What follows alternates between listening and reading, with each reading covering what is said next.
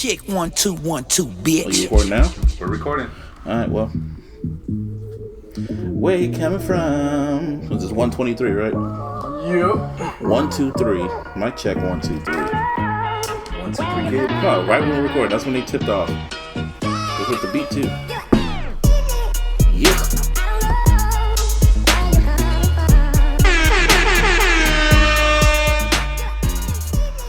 What up, everyone?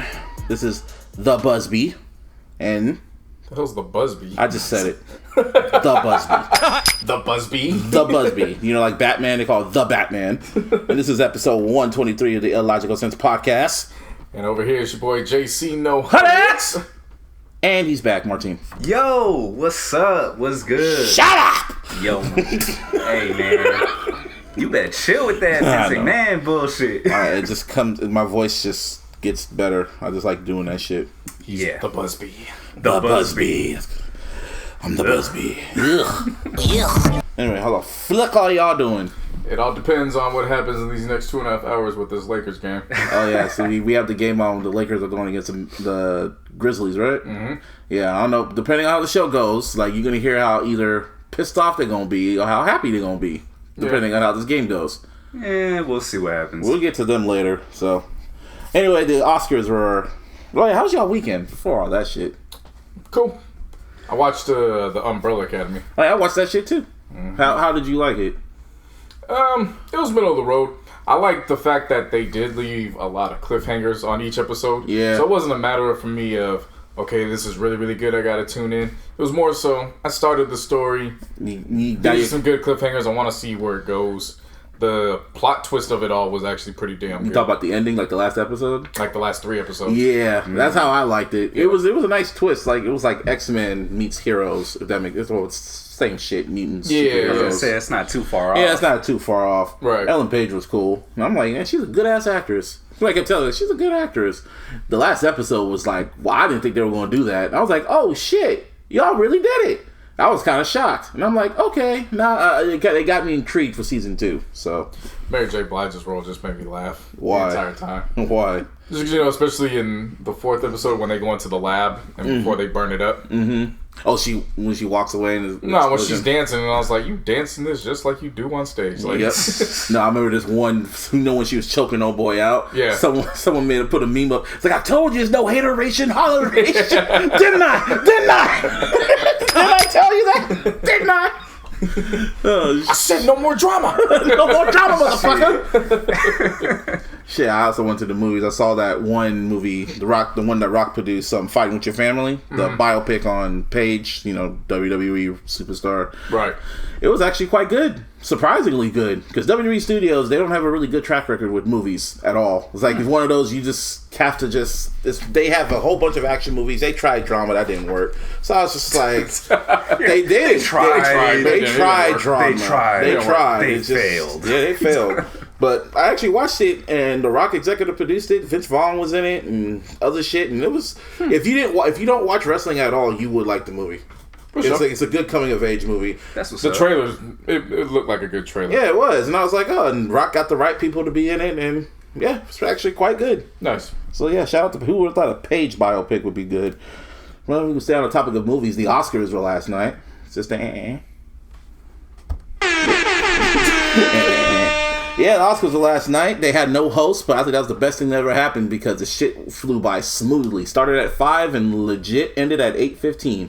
That's like the shortest Oscars I've ever watched because usually it end around 8:30 or 9 o'clock. What the fuck? Okay. The Oscars really aren't my thing.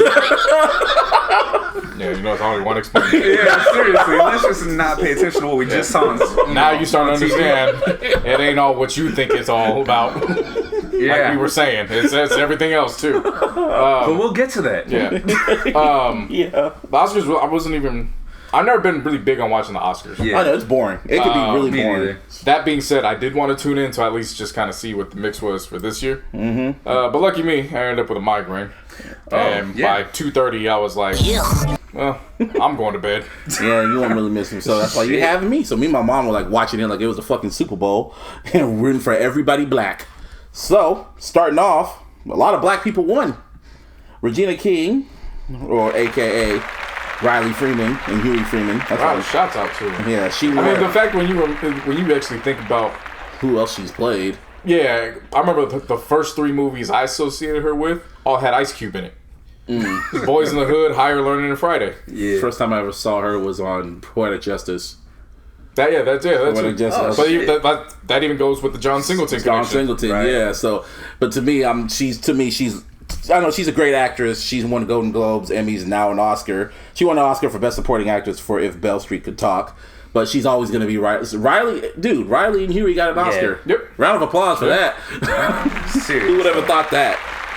It's amazing. It's incredible. It's well deserving too. Yeah. I of course haven't seen the film or a TV series. It's a film. Yeah, I didn't see the film, but they said the soundtrack is pretty good. It was one of those ones where everybody on the timeline, and this was before last night, where when I say everybody, it was like, people who usually watch those movies, and then people who casually tune in, and people who just like slapstick type shit. Yeah. Everybody was praising her performance in that movie. Yeah, they said she did a great job. And also, more black, Mahershala Ali won for Best Supporting Actor for The Green Book, which also won for controversial win for Best Picture. I haven't seen the movie, but I heard a lot of black folks really don't like it because, it's low-key racist. And, I didn't really care about the trailer when I saw it. I was like, whatever. It's funny, when I see certain movies and the trailers, I don't know if they're going to get nominated for an Oscar. I'd be like, whatever. And then when the Oscar nominations come out, like, y'all really nominated him? Y'all really liked him like that? I'm like, okay, whatever. Are we counting Mahershala as two-time rapper turn actor? You might as well. He had a budding rap career before he got really. Yeah. Oakland's very own, baby. Yeah. Shout out to Oakland. So we stay, and also shout out to Brooklyn. Yeah, Spike Lee got his first Oscar ever. Round of applause, man. That's seriously just saying that is crazy to think about. Yeah, he won overdue. I'm gonna focus on the positive. Let's stay positive. See, I've been telling you before the Laker game. I told you stay on the positive. I'm legit happy. He won for Best Adapted Screenplay for Black Klansman, and it was presented by Samuel L. Jackson, who actually gave him his first movie role, which was like a full circle moment. And it was fun. It was hella funny when he read this. When he read the envelope, he was just like, "Oh, Spike Lee, nigga!" Yeah. He didn't say nigga, but he should have added motherfucker. To this day, and Spike Lee went up there and just pretty much told they hella censored it, but he said, "Yo, turn that clock off, motherfucker! I'm on top." Turn that motherfucking clock. He had the countdown for his acceptance speech, and he just read it off, and it was all first verse. Spike Lee was just talking his shit because he knew he jumped in Samuel L. Jackson's arms, that shit like it was championship. For real, he was hella happy, man. Like, he just won the title on that shit, bro. For sure. Best Adapted Screenplay. I was like, about fucking time he got one because he should have got it for Malcolm X. Man, I hate watching Malcolm X. Like, it's like a hate watch for me because it's like such a great movie and they didn't get shit for it. And that pissed me off. But whatever. It's neither here or there. That's Stay on the positive. That's that politic year. Yeah. That was when they screwed out Al Pacino years earlier. Yeah. And then they gave it to him for Son of a Woman. And also, Spike Lee's too black for his own good. So, and he pissed off a lot of people. So it's kind of combination of all that. Yep. So, but hey, man. But on 2019. Hey, shit. Hey, he was wearing Prince shit too. I was kind of mad about that. I was like, motherfucker, you did a Michael documentary. You better wear that glove, nickel. But that's neither here nor there. Got to stay on the positive. Gotta give a fuck about that. Man, fuck you. We gonna get proven furthermore when that documentary drops. Okay. You want to turn this out, burn this. Oh, motherfucker. Anyway, so Black Panther won an award. A few awards, actually. For Best Costume Design and Production Design. And 2 black women, too. First black woman to ever win that award. I forget, one of them was actually, she worked with Robert Townsend for 3 films. No, Spike Lee. No, it was also Robert Townsend. Robert Townsend, yeah. It was for Meteor Man, The 5 Heartbeats, and then she also did costume because you know how he directed Baps. Yep. She did the costume on that, too. And old girl also did the costume design. Yeah, she also did the costume design for Amistad, for Malcolm X, and this Black Panther. Yeah. So, round of applause for that. Keep going because I'm actually going to find her names up. She deserves it. And also for Best Score, Ludwig, how do you say his last name? Göransson. That's what we're going with. Yeah, Göransson. Ludwig Göransson, who's also Donald Glover's right-hand man, who just came off winning all them damn Grammys. Yep. Also won for Best Score for the Black Panther soundtrack. So Marvel got 3 Oscars. Well, fuck you, DC. If you want to count the next one. Oh yeah, we got to count the next one too. Oh yeah, they also all thanked Ryan Coogler too for his leadership. That was a good moment. Every single one of them that went up there, they all thanked Ryan Coogler. So Coogler. So well deserved. Oh yeah, Oakland, stand the fuck up. Yeah. Ruth Carter. Yes. Yeah, so Ruth Carter did all the costume designs of all those films. Shouts out to her. Oh yeah, and production design too. Not Ruth Carter, but another black lady did production design. They all looked super black except for Ludwig for obvious reasons. But hey, Ludwig got pretty much white, bro. yeah, long hair. Hey, that's the Bucky. That's the Bucky of Wakanda. He's like Bucky pretty much.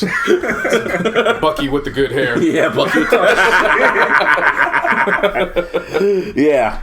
But yeah, man, if that's the case, like I think Cass said this shit, like if he's winning Oscars and Grammys, Donald Glover's album's gonna be fucking fire. It better be flame. It's gonna be fire. It has to be. It has to be. You know, he laced them up good. Yeah. Oh yeah, and his music was getting played during the Oscars too, like during commercials and shit. For like from Awaken My Love and shit. But I was like, damn, he's getting all these type of bags, man. I mean, shit, they won a Grammy for Redbone too. Mm-hmm. Think about it. And he produced that too? Yeah. Yeah. So shit. But if we want to stay on the topic of Marvel, Spider-Man, even though it's not by the Marvel, it's actually Sony technically, but it's a Marvel brand. Spider-Man Into the Spider-Verse won Best Animated Film. Some people feel it should have gone nominated for Best Picture. Honestly, it kind of should have, because it is a really, really great movie. Is it out now? On DVD, I think. On digital, I think it's out now. Yeah, it's a really, really great movie. Okay. That's what's up. I keep saying I'm gonna watch it after every time you say that. But you get high and you forget. But then I get high. I was gonna watch Spider-Verse. Time to watch it. Yeah, no, it probably is. I was gonna watch Spider-Verse and then I got high. Ooh. Yeah, and when you get to Best Original Song from a Film, Lady Gaga, Bradley Cooper. That was they won for Shallow for A Star Is Born. That was the only award they won. That was the only award they won. I was kind of shocked because A Star Is Born didn't win. Vice didn't win a lot. I was like, damn, I thought they would have won a lot, but nope. Nope. The reactions I was seeing about the chemistry for them two. Oh yeah. All from this morning. Oh, from the performance. Oh, they had a lot of chemistry, and oh boy's married. Yeah, that was like everybody was like rooting for him to leave his wife. For real, type shit. Because he was super close to her on this. I was like, dude, they're really close, and she kind of smiled too. Like she was like, oh, I'm gonna fuck the shit out of you. Gaga was looking good too, but when she won, she was low key like shocked that she won. And me and my mom won Best Actress. When the Best Actress nomination came out, my mom was like, "Damn, if Lady Gaga wins this shit, she'll probably pass out and die." Because she looked like, but I forgot who won Best Actress. I forgot, but she had the speech of the night. She won for Favorite, but she was legit shocked she won. She was legit shocked, and she was just like, she had an English accent, and she was kind of rambling on, and she was like, "Yeah, this never happens to me. Yeah, this ain't gonna happen again. This ain't gonna happen again. Yeah, nah, this is the only one." Yeah, she's like, I got lucky, pretty much. And then she was like, "Oh, they're telling me to wrap. Oh, please wrap up, please. Oh shit." She was hella just shocked. Wow, that shit was hilarious. Whenever y'all get a chance, look that shit up. That shit was hilarious. Yeah. But all in all, it went by smoothly. I think Kevin Hart dropping out was like the best thing that happened because it went smoothly. They didn't have no montages. They didn't have nothing. So it was they kind of had one little, because you know how all the Oscars, they always have them little montage shits and all that. Right. But you know, all in all, I enjoyed it. Yeah, like again, I haven't seen what is it, Green Book? Yeah, it looks boring. Well, what I was going to say was, to me, it sounds like Green Book is to the movies what This Is America was to audio. Oh, I forgot. And the Grammys. In the sense of where everybody was kind of like, all right, cool. This Is America is the first hip-hop song to win, but y'all picked a song of ad-libs. Yeah. And the one. And it's one of those things where, like you were saying, on one hand, a lot of people were saying this is a racist, not telling the whole truth. It's racist in tone. On the flip side, Octavia Spencer, because of this win, is the first black female executive producer to win an Oscar as a result of this film. So it's kind of like one of those things where it's like, okay. Breaking news. Roman Reigns just announced that he is in remission and he's back on Raw. There you go. Yeah. That's all I need to say about that. And That's what's up. that's good for him. Yeah. And what was I about to say? Yeah, she's about to. Yeah, great. Black folks won. Yeah. Black folks, but also for best actor, the guy from what's it called, Bohemian Rhapsody and Mr. Robot. He won for best actor. Okay. Yeah, he did a great job. He had a pretty heartfelt speech too. Back to Mahershala though. Y'all ready to see him as Blade?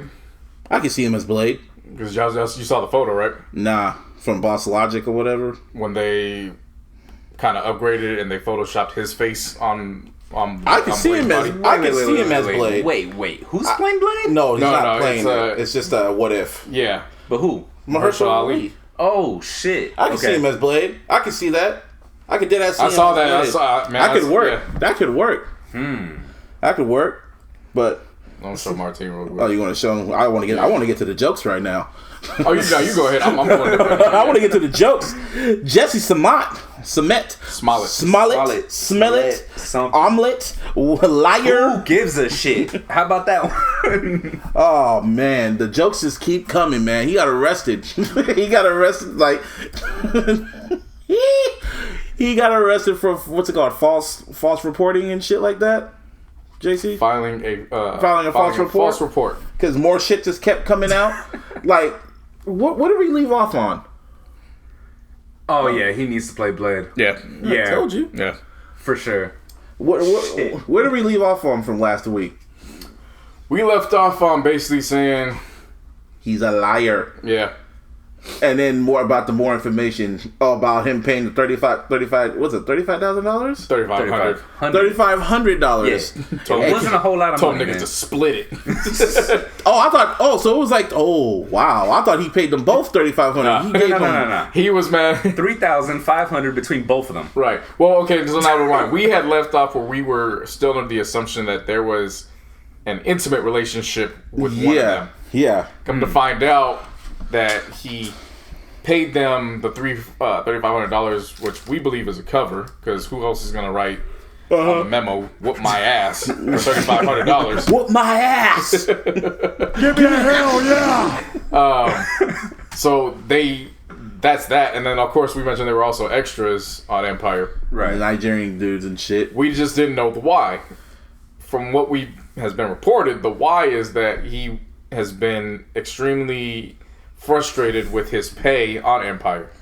And his pay was somewhere in the range of $64,000, 60 to I've even seen somewhere as high as 100, but I'll say 60 to 80,000 per episode. Was 8, and they have around 18 to 20 episodes. So you do the math. That's about like 1 point something million, right? Around, right. However, I also saw what Taraji and fucking drawing like with his name. Terrence Howard, thank you. Yeah. What Terrence Howard were making, and they were making close to I think 160 each per episode. So from that angle, all right, I get it. However, if this was the way to get your coin, fam, you could. No, I feel there's some more shit. And now they're retracting the story. Not retracting the story, but he's still calling his innocence and shit. Terrence Howard went off on him on set allegedly. You mean to tell me you out here paying these niggas with a check, man? With a check, man. Just, you trying to tell me, man? Tell me you didn't do that, man. Tell me, like from Hustle and Flow. Tell me you didn't do that. Just, like Cass said, stuck a tape in his mouth. The cassette tape in his mouth. Yeah. And punched him. Oh shit, man. I mean, at this point, it's kind of just like, look, this nigga lying, bro. Yeah, and the funny thing is now it's just crazy. It's now gone from this is unacceptable. This is the hate that's come in this country, which was at the beginning of the month. Now we're at the end of the month, and it's like, well, he's arrested, and white folks do the same stuff. And, oh man, the jokes were funny. Them jokes were funny. And that was my response to it was like Amanda Sells, man. Yeah, it's true. They call the police on us and all that. We still get our jokes off on that though. So what makes him any different? Oh yeah, the jokes gotta fly. No, Charles Barkley had the fucking joke of the century on Inside the NBA. He was an asshole, but oh my god, I couldn't believe he said that shit. Yeah, he goes to say, what did he say? He said a multitude of things. Oh my god!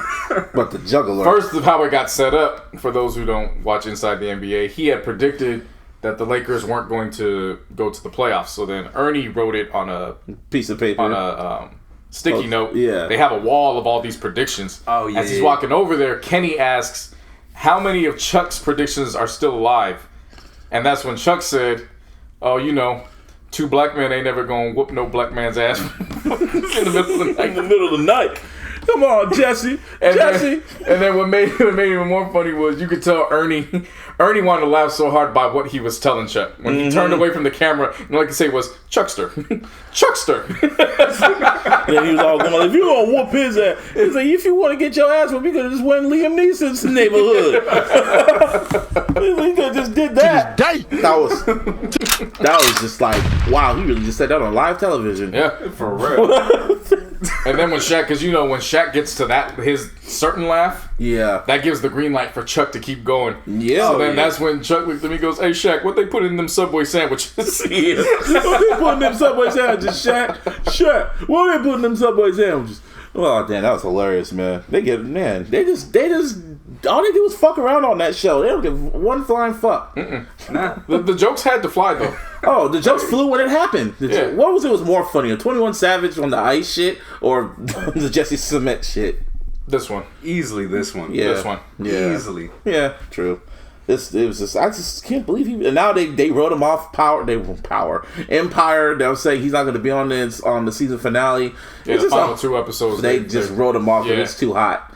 It's just too hot. Like, and then he won on Good Morning America and was crying and shit. Like, dude, that's what makes it funnier. That's what makes it hilarious. He went on this press run. Called himself the Gay Machiavelli. Yeah, Gay Tupac. Oh my god. The Gay Machiavelli. Boy pussy. Yeah, just all this stuff that came through to find out. He just made this shit up. Yeah. And they rehearsed it. Why was he nominated for an Oscar? Dude, they rehearsed this shit. He didn't win. Yeah, that was the funny thing too. They rehearsed it. Like, what? And then they still fucked it up. You see the size of them big niggas. You gotta rehearse that shit. Yeah, like they rehearsed it. Niggas would have fucked him up. Hit me, but don't hit me too hard. Yeah. You saw the size of them. They would have fucked him up if they didn't rehearse that. I remember, I didn't read the report, but I guess Joe Budden's crazy ass read the report, and I was like, this is some shit out of a fucking movie. Like, are you serious? And y'all fucked this shit up?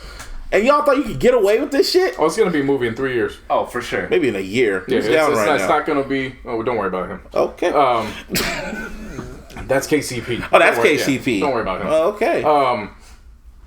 It's not going to be based on his life, but guaranteed they're going to have some way to. This has to be like some. If it's not a film around this, it'll find its way in a scene of. This has to be some type of sketch because his career is ruined. Like ruined. He'll be on Netflix. No, not Netflix. Trapflix in like a year.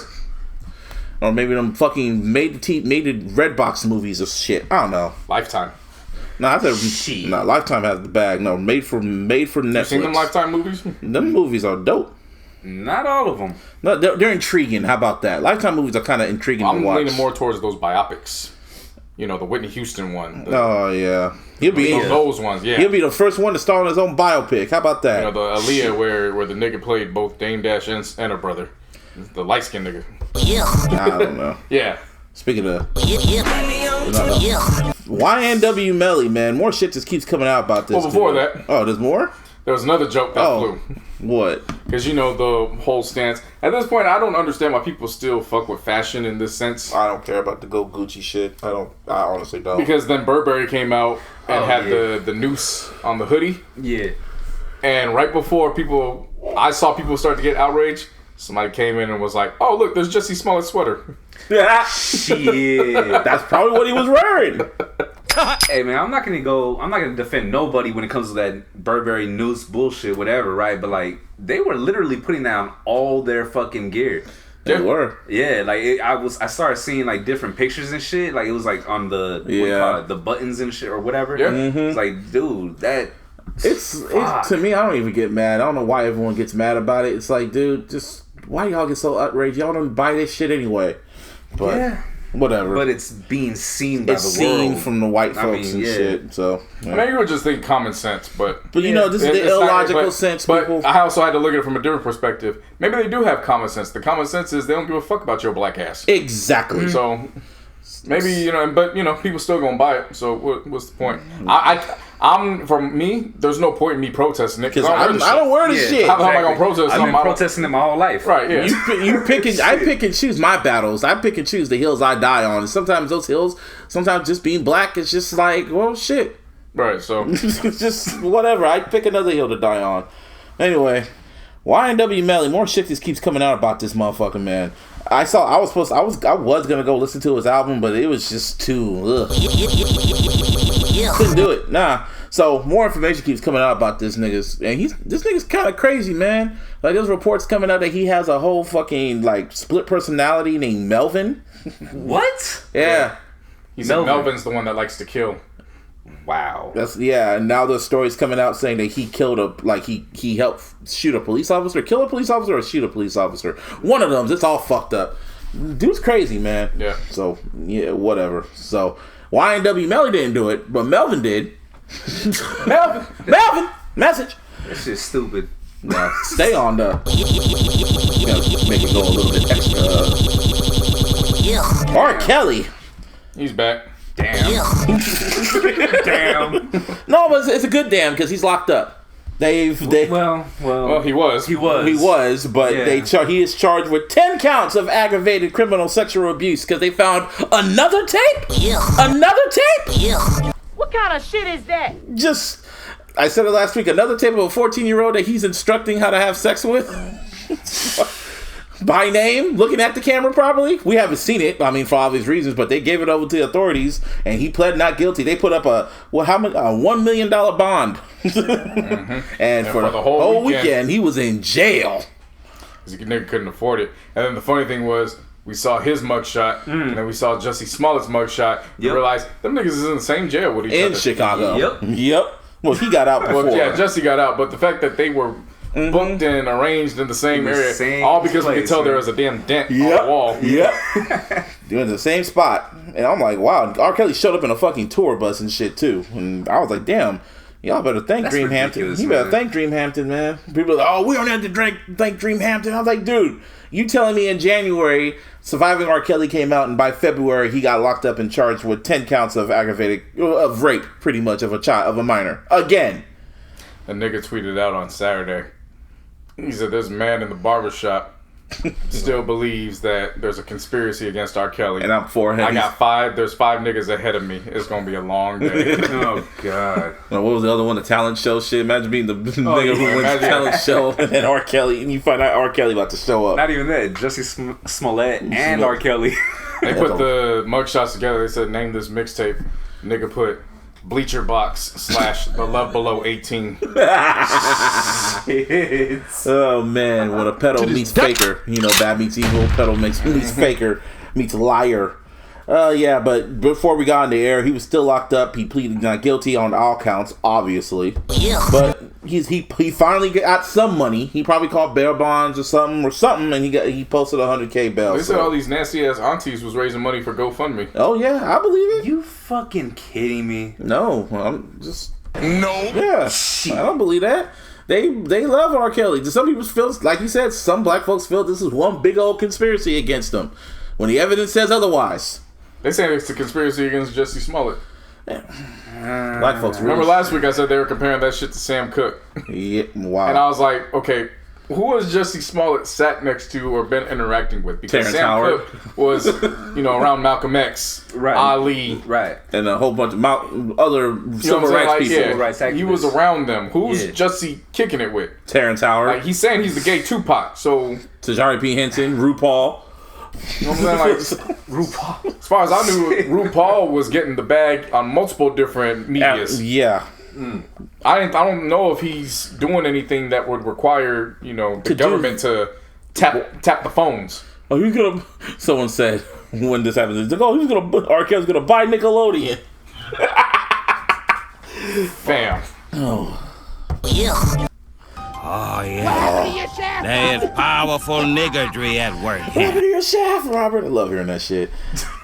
Yeah, next month that Michael Jackson shit's about to come out. I saw the trailer for that shit. That shit looks fake as fuck. And I'm like, oh, wow. It looked like the complete opposite of the R. Kelly one, if that makes any sense. They also said they had a headline that read, "This is not about ruining Michael Jackson's legacy." I'm like, come the fuck on, man. What happened to your shaft?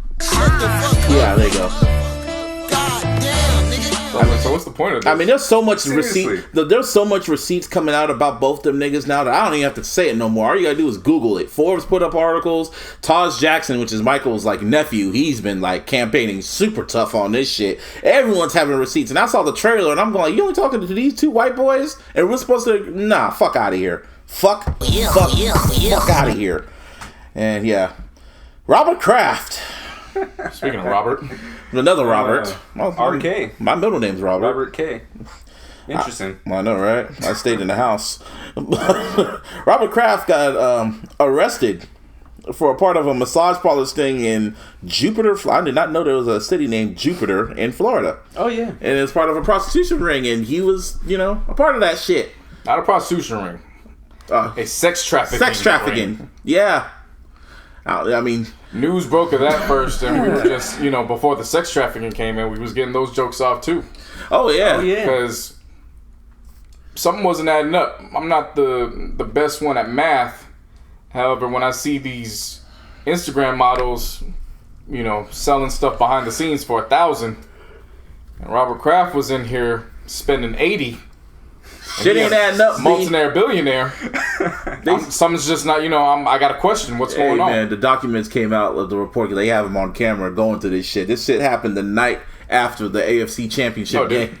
Happened the day of the AFC. Oh, it was the day of. Yeah, I thought it was there the morning of. Or the day of. Dan was catching a flight to go back up. And then was at the game. Yeah, and they did the whole report. He was only in there for like 15 minutes. Got in there, got his massage, got jerked off, and then gave him $100 tip and left. And in my mind, I'm thinking, well, shit. Did he do anything wrong? I mean, he didn't know. He was rich. He was cheap. He just wanted to be cheap. Got a rub and tug. But it's the matter of I know. It doesn't matter if you don't know or not. Yeah, I know. It's just because when it deals with sex trafficking. Unfortunately, you got to go there. Yeah. What if she wasn't of age? Yeah. That's the thing. If you're going to hold R. Kelly to a standard, whether he knew or not or any of that, it's a serious situation. I know, it's just that's why when I said before all the sex trafficking came in, it was we were definitely getting the jokes off. You pointed this shit out because you pointed this shit out in the group chat. It's kind of funny how this shit came out. Like a week after reports came out that Kaepernick, his lawyer, his agent was like, "Oh yeah, I'm confident he could even go to the Patriots." And then all of a sudden this happened. So they said, "No." I try to tell y'all, look, the NFL don't want him in the league by any means. They do not want him there by any means. By any means necessary. Yeah. I still feel I'm really starting to believe you. I still feel he might. I'm really starting to believe you. I want him to be in the league, but I don't know if that shit's gonna happen right now. Well, we'll see. And we still got like 6 months before kickoff, so we gon' see. Robert Kraft though, I mean, shit. My boy said though, he said Robert Kraft been a wild boy ever since he had Cardi B on that stage. Sure was. Ever since he started kicking it with me. That's what I was gonna say. Man, he put on that championship chain. And that was it. Yeah, these billionaires got to understand that this ain't your. It's cool to kick it with them, but you got to understand like this is a rough life. Yeah, right. Niggas out here live rough. I'm not saying that you go and do that sex trafficking stuff. That's excusable and whatnot. I'm just saying you put yourself in these positions. Yeah. You're a multi-billionaire. Why couldn't you just have it flown out to you? Yeah, you know what I'm saying? Like, I know. I don't know, man. You're really moving like you got $80 in your bank account, not $80 in your wallet for. He was just being specific. Cheap. Hey, billionaires are cheap too. So I don't. I get being cheap. I get too. Hey, but it doesn't make sense logically. A parlor. Yeah, that's just the. I don't know. When you got equity and property all over the country. Who knows what all these other billionaires are doing? Who knows? I have an idea. We all have an idea. It's sick. It's a sick world we live in, Craig. Yeah. It's an evil world we live in, Craig. So, anyways, but Robert Kraft, he gonna get out of this. He'll just pay some fine and be on probation because he's white. Oh yeah. Well, we're gonna see what I'm curious is that Adam Schefter had said that despite Robert Kraft being involved with this, he's not even the biggest name. And Adam Schefter. Adam Schefter has his sources, man. Right. Adam Schefter and TMZ. The only way this catapults is if Goodell was in there, or Jim Jones, Jerry Jones, not Jerry. No, Jerry Jones. Nah, but if it's Goodell, Jerry Jones, we've seen pictures of Jerry Jones and how he gets down. Yeah. That's actual shot. Exactly. It'll be if Goodell is involved. If Goodell was in that. Bro. Oh, you bet. He'll tell all the owners, sign Kaepernick now. That would be a way I could see that. That'll be some shit. But, I bet Adam Schefter will be in the box because he'll cover that shit up. You shut the fuck up. That's some COINTELPRO shit. The thing was, the police had been on the sting for months. Like, it wasn't even, again, the news just came out. He was there a month ago. Damn. So he was the last person they probably like, picked he was up. like the final wave. They probably just looked. Oh, is that who I think it is? That is who I think it is. Nigga, you see this shit? Look at this. You see this shit, bro? That's Robert Kraft. Oh shit, bro. calling their lieutenant. Bro, Robert Kraft showed up, bro. We're about to get this shit. Is Tom Brady with him? Nah, Brady. Shit. Well, we could get him, old piece of shit. Speaking of pieces of shit, motherfuckers on social media, you women, you side pieces, y'all gonna get shot for this piece of your love challenge shit, man. And I'm more serious than a joke. Shit's kind of funny, but we just showed Martine some of these jokes. Now, if y'all don't know what this is on social media, it's these 30 seconds or 1 minute? It's like 45 seconds to a minute. Yeah, I guess if a song, I don't know who sings this song. Her name, it's funny because Larissa, Cherie, and I, we were on Saturday night, we all looked it up. We actually listened to the song, and it was funny. All three of us were like, it's not that bad. The song actually kind of slapped low key. But the funny thing is, this song's been out since 2015. Really? Oh, yeah. It's not brand new. So it is by, what is her name? I Be Foolin'. Lowercase I, B, and Foolin'. Foolin'. Yeah. Not foolin', but Foolin'. I see what you did there. Yeah. Good job. Yeah, good job. I like that name. Yeah, I like it. But the song, I don't know if it's serious or not, but all of a sudden I just randomly saw it. But you heard the snippet of the song. Like, so the whole point of it, and especially because it starts off like a slideshow, right? Right. It's a flipogram. It's a flipogram, and you're showing the main person, and it keeps flipping. All of a sudden, when the hook comes in, or the pre-bridge hook or whatever, you see the dude, and I'm like, okay, and then and then you see him in a relationship with somebody else, and then like the last 5 seconds is always a juggler because you see them either sleeping together or fucking, and it's like, oh, yeah, it's one of those like, hold up, you have to replay it all the time, like, why would you? And in my mind, like, why would you post this? See, I had seen it the weekend before the last episode. Yeah, I didn't think nothing of it because I was scrolling. I was with Larissa, and I had just been scrolling through. We had seen it, and I was like, hey, bitches is wild. And then I saw you posted it over the weekend, and then she commented on it. And that's the funny thing. She always trying to fight over me when I don't be in. I'm like, why are you always looking for excuses to fight? I don't be doing shit with nobody. She has to keep you in check, bro. No, it's not about keeping in check. She just literally looks for a reason to fight. Oh, that sounds like a familiar argument. Like she's no, not with me. She wants to fight a female. So she wants to fight a female. Yeah, so she's looking to whoop someone's ass. Yeah. Give me a hell yeah. She's looking to whoop a female's got ass. Hands. Like she's these hands. Yeah. She want to kill them all, don't she? Like these hands were made for more than cooking. She's supposed to whoop someone's ass. Yeah, so but it's funny because I'm like, she's like, what was her comment? She was like, I wish JC would be in one of these bitches' videos. It'd be all hands, and I'm like, why would I be in somebody? I don't like people. I don't like talking to anybody. Why would I be in one of these flippograms? Why are you always trying to fight somebody? Because she just needs to get her aggression out somehow. She got something built up, bro. She got some pitch out aggression. Dude, her favorite Eminem song is Kim. That shit all you need to know. Well, no.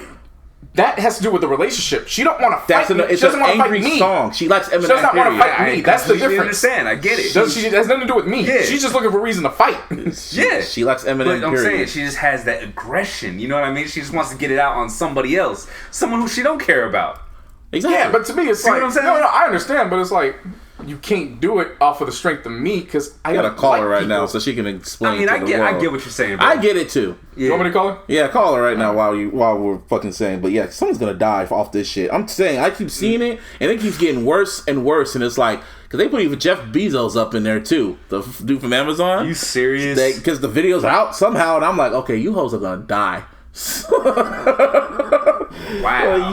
One of you hoes are gonna die off this shit. Like I don't care because it's like but what are you gonna actually do? Are you gonna call her? Or you gonna give her a heads up or what? No, I'm calling her right now. Something got in the way. Oh, would you hate that shit? Yeah. Like, you about to Fuck alone, man. like when you're texting somebody or someone calls or some shit like that. It's always the cannabis shops too. Oh wow. 50% off today. Oh, shit. 40% tomorrow. I'm like, I don't, leave me alone. I already came. I get those fuck alone. Already came. Yeah. You're horrible. How am I horrible? Just cause. Anyway. Fuck you. Sorry, I missed your call. Leave me Oh damn. Lucky for you. I know, right? She gonna call us back. But yes, if you can stay on the topic of cheating or side bitches, Tristan Thompson. Well, Khloe Kardashian, this is your fault too, but Tristan Thompson, man, that's a legend. oh wow, you hella toxic. Let me explain this shit. This is the first motherfucker that's been publicly wanting to get out of this relationship and still gets taken back, and he has to go the extra mile. And he still kept getting taken back till finally he had to go to the ultimate, because it was the unforgivable mile. No, because how I found out about this is because that dude from what's his name, Eric Lee, fuck his name, some dude from some gossip magazine. He's the one that kind of snitched on him, and I was just like, oh, you hoe ass snitch, why you snitching? Snitches, man. But then God damn. That was like the man in me. Then I was like, why do I care? And just delete the tweet. I was like, why do I care? I don't care about this. It was funny. I told my homegirl about it. She was just shocked. My mom was shocked. Everyone was like, oh my God, he's such a dog. He's such a dog. Like, y'all really disconnected to these motherfuckers? Like, guess. I mean, everybody wants to call him a dog and all that, but really... You knew who he was from jump. Yeah, he left Jordan while she was pregnant. What to Khloe? Supposed to be Khloe. That's just And he cheated on Khloe before, and she took him back. Yep. Mm-hmm. But like, why for the family. Yeah, but now I'm reading the details, and I'm like, yo, this is legendary. I thought it was just Jordan Woods. Which is Kylie's like BFF. Yeah, right. Like BFF. Like, I don't know, Jordan comes from money, so it's not just Kylie's money. Mm-hmm. But, you know. I mean, she's kind of living off of Kylie. Yeah, like, you know, there's money mixed around. And she got her body done the same time. Yeah. And seeing those appearances, I'm looking at Tristan like, if you're going to do the ultimate deed, well done. The balls he had to do just to go after your sister's sister-in-law's BFF. No. Your girls. How do you say this? Pretty much your sister-in-law's girl. Your sister-in-law's girl. Yeah. But we got it. What came out afterwards? What came out? The 7-girl orgy. Oh my God. That fam. 7 girls. Bro. That's like the no wonder the Cavs only got 11 wins this year. Shit. And 7 girls. That's this nigga going through quadruple overtimes with these women. That's stupid. That's an orgy. That's an orgy. That's what we just said. Yeah, 7 girls. That's but 7. From my understanding, they were all IG models. Yeah, that's a reverse gang. That is a reverse gangbang. You know how much he paid for them hoes? That was a lot of money. I don't know if he's paying. I hope. No, they all did. Yeah, you know. Some of them just want that. Some of them just want that Kardashian clout. They want that clout. They want that clout dick. That's what they want. Seriously. They want that clout dick. That's what these hoes want. Kardashian clout with the K. Kardashian clout. That's what we call. That's what we call this episode. Kardashian clout. To them hoes. Clout with a K. Clout with a K. Like seriously, like you and just. And I guess Kim unfollowed him and all the Kardashians. Yeah, they're mad and all that. I mean, obviously. You think? Shit. But see, this goes to my point. What I've been saying you is call him legendary. Look, I mean, if you're gonna go that route, that's a. If you're gonna go, but he attempted to get. You could tell he attempted to get rid of her many times. This isn't the first time he did it. But my reason for calling him legend isn't because he cheated. Mm-hmm. My reason for calling him legend is because he went to the ultimate, the maximum limits that you could fuck go. Boy, to that's just like fuck boy. A whole special round of Yeah. Come on, man. Clap for that man. Clap. All right. You assholes, man. Salute. 21 gun salute. Like, honestly. That's a 7-girl bun salute. Shit. Yeah, I expect to go down this route. But it's just like, because I would never do that. I'm not that stupid. What I was getting at was, we always people love to say, oh, karma's gonna get you. It's gonna get you. And then when it happens, then they want to get all defensive, like, oh, you're a dog, this and that. And it's like, again, he left a pregnant woman to be with her. So you get him how you made everybody think that this was going to change. Seriously, like he was going to change. Right. He wasn't going to change? Like, nah, that's karma. Nah, I'm watching Keeping Up with the Kardashians. I'm entertained. Let me know when that episode comes on air. I'll watch shit. I mean, seriously, it's just I don't care if it's entertaining. And honestly, who wins out of this? Kris Jenner. Because like, that's another season. She pimping them all. Oh yeah, my mom calls him. She's the GOAT, man. She's Phil Jackson of that shit. There's gonna be 3 new fragrances as of now. Yeah, 21 days. We'll give it 21 days. Kris Jenner, she just went, shit, man. Like, hey, I don't know what to say, man. Kim Kardashian all speaking up for herself and her man, and I gotta sometimes give it up for Kim, man, because she speaks up for everybody. Like there was a report coming out that Khloe was gonna be on The Bachelorette, and she was like, "The fuck? No." She didn't agree with that. She even had the producer like, "No, we didn't say that shit." Hang on. What, baby? Yeah. You're live on the podcast right now, so the fellas want to understand. Why is it you always want to put hands on women on my behalf when you know I don't be doing shit? Because fuck them bitches. See? That's simple. I told you, man. I told you she listens to Eminem and she's enraged. We're just. Oh, what was that?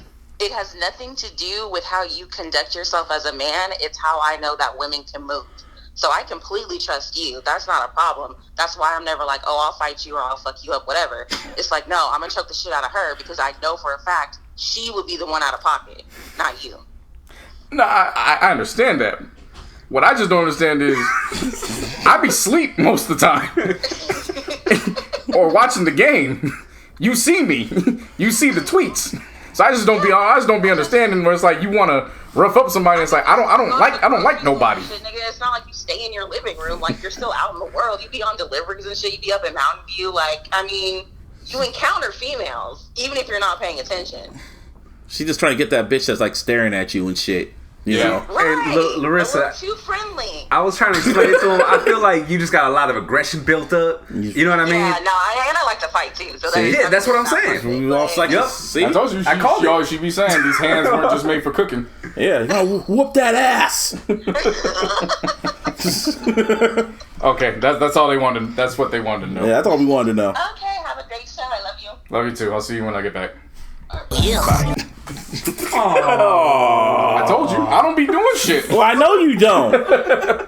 She got these hands of fury, and she's more furious that she don't get to use them than she would be if she had to use them. On some Dragon Ball Z shit. I was telling you, bro, it's just built up aggression. It's just ready to come out. You know what I mean? So speaking of what needs to come out, whatever Kanye's working on right now, music wise. Music-wise, for the past, I guess, month or a few months, he's been quiet on social media since New Year's. He's been very quiet. We didn't even talk about it. He got rid of the MAGA hats, and he still he just likes coloring his hair. Now it's no longer red. Now it's no longer black now or blonde. Now he has like a whole slurpy mixed color of red, pink. I don't know what the fuck Kanye doing, but he has this thing called Sunday Service where he has a whole choir come in and they all just sing gospel songs or variation gospel songs of his records, and he decided to be in the woods, and I don't know what he had the NPC going, and he was getting a Kirk Franklin sample, some type of sample, and for 1 minute, Shai posted, Kanye was just in that mode, and social media went crazy, like, oh, the old Kanye is back, and everyone losing their fucking minds. I'm the only one that's just like... Hypebeast said it, man. I saw that shit, and I was like... Oh, he's in the zone. No, I saw it, and I was like, y'all forgot that we saw a video like this like a month and a half ago? With what?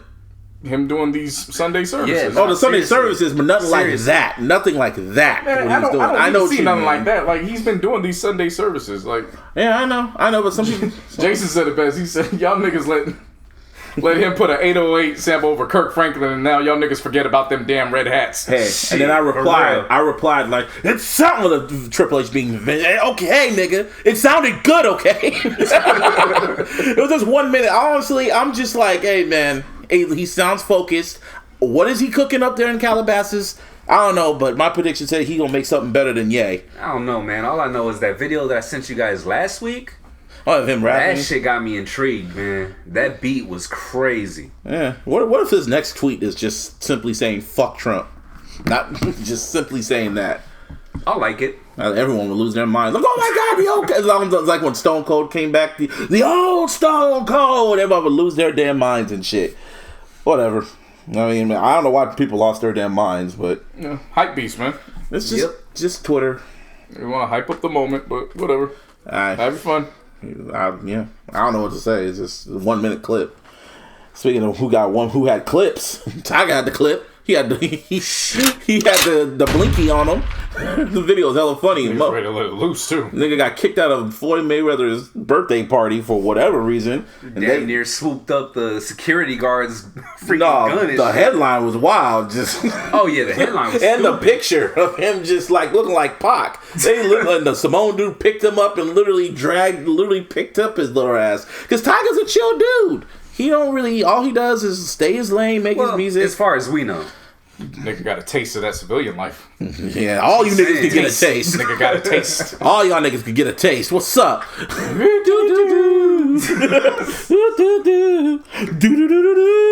But that was pretty fucking funny. And he was getting kicked out to fucking LL Cool J's doing it well. That's some shit, man. Don't ever get your ass kicked out the club, dragged out by the bouncers by LL Cool J's doing it well. At least get kicked out to a YG song. Or get kicked out to Mama Said Knock You Out. You get kicked out to an LL Cool J song. Or Headsprung. You can't get kicked out to a song where niggas is, when women is choosing at that point. Like that's the startup. That's the startup song. Yeah. That's the startup song. Not when you're at your peak. Some songs, that's when you walk in the club and the music is blasting like at 10:30 or 11. Peak hours is like what, 11:30, midnight at the bar club when it starts picking up at 11. 11:30. That's when it starts getting cracking and shit. Yeah, I should know. Yeah, you should. I know, right? Yeah. Other than that, don't fuck with Tiger. Nigga really had the strap ready to go. He literally about to take his strap it from the security guard. He literally took it. Yeah. They was trying to give him a taste of that civilian life, and this nigga said, "You can get a taste of this." Taste of the steel, nigga. Chilling with AE, bro. Yeah, that's what it is. Yeah. I'm telling you, that Oakland side. Seriously. What these executive seats for you. For real. Hey, how your Lakers doing? Well, I'm asking about the game, not like the news cycle. I know. How you think they're doing? Oh, they're down by 1. Or they're down by 10. Oh, that's 11. Oh, well. Yeah. Remember when I told you the lineup?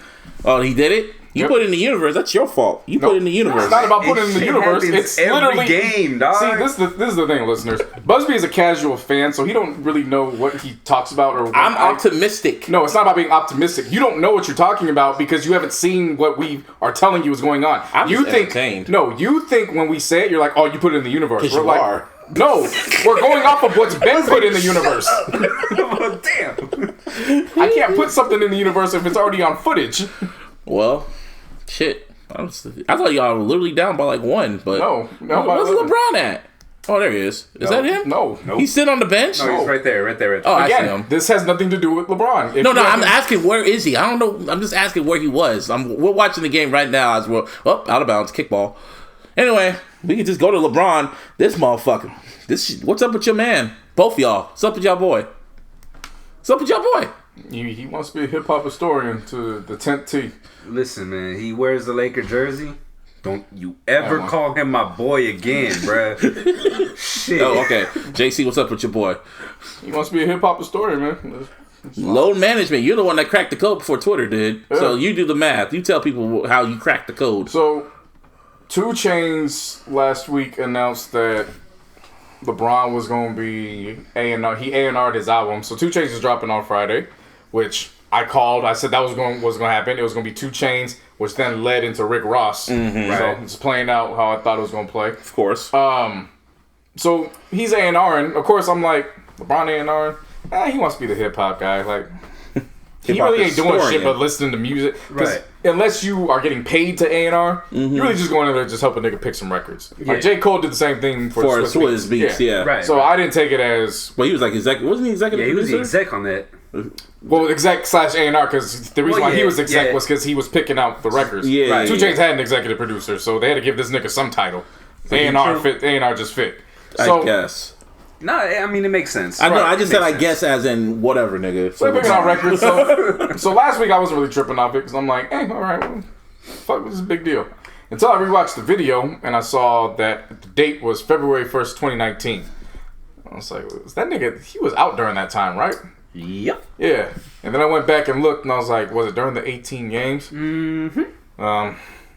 No. It was the night after he came back and we beat the Clippers. Mm-hmm. And that off night before what we know as the load management. The load management game. Yeah. So he was in the studio all night. Helping out 2 Chainz. Yeah.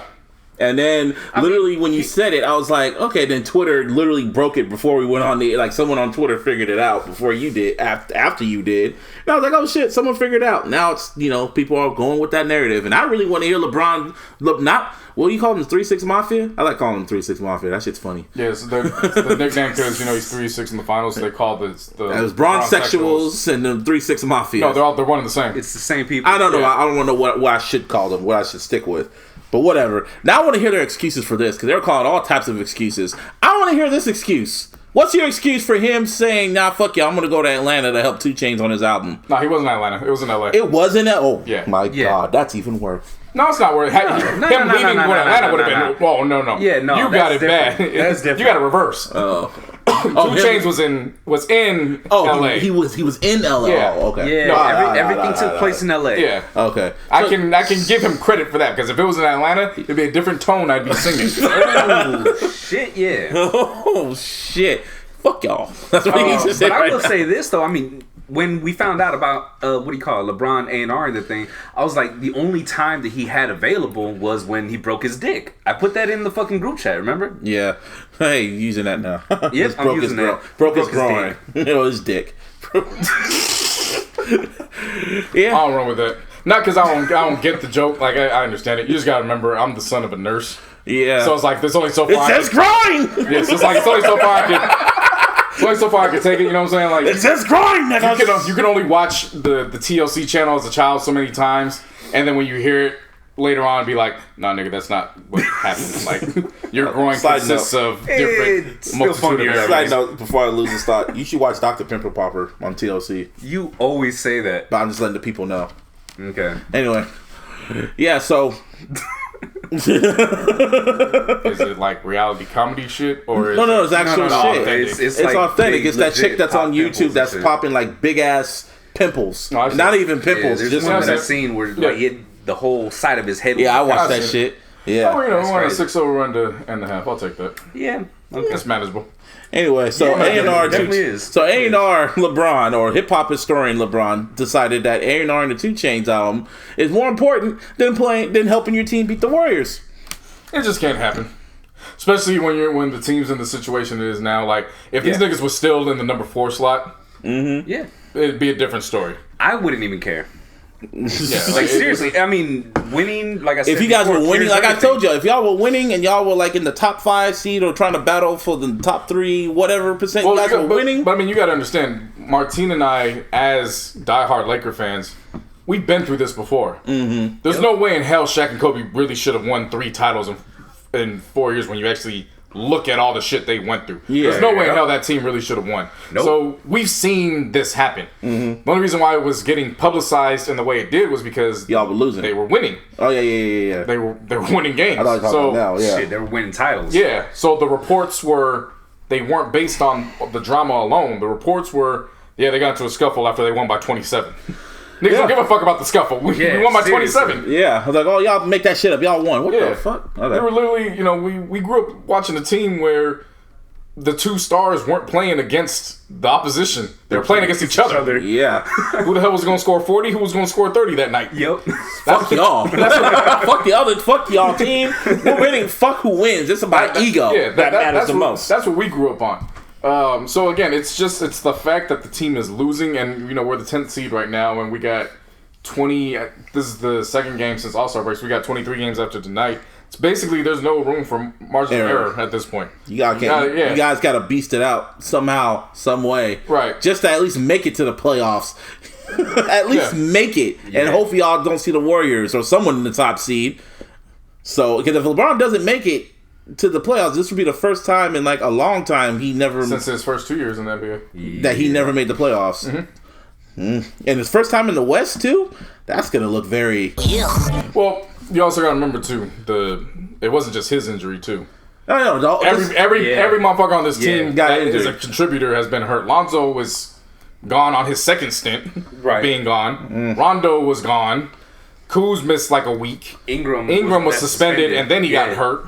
So this is one big old womp with y'all. Yeah, so I mean, it's the LeBron situation, I'm not apologizing for him. I'm not making excuses. I don't like it. See, your logic, JC. You said from jump, you knew what you were getting with LeBron. Yeah. However, somebody needs to be held accountable, and it's not LeBron. It's Magic Johnson for allowing that to happen. Yeah, Magic Johnson is the one who said Showtime is back, and then he assembled the team. Magic Johnson is the one who didn't come out and speak on behalf of the young core when all the AD shit was going on. Magic Johnson was the one that constantly brought up AD's name. You know what I'm saying? Like, if you're going to be the one that's in charge of all this shit, you're going to be the one that's in charge. You know, niggas you can't just receive the praise for having LeBron.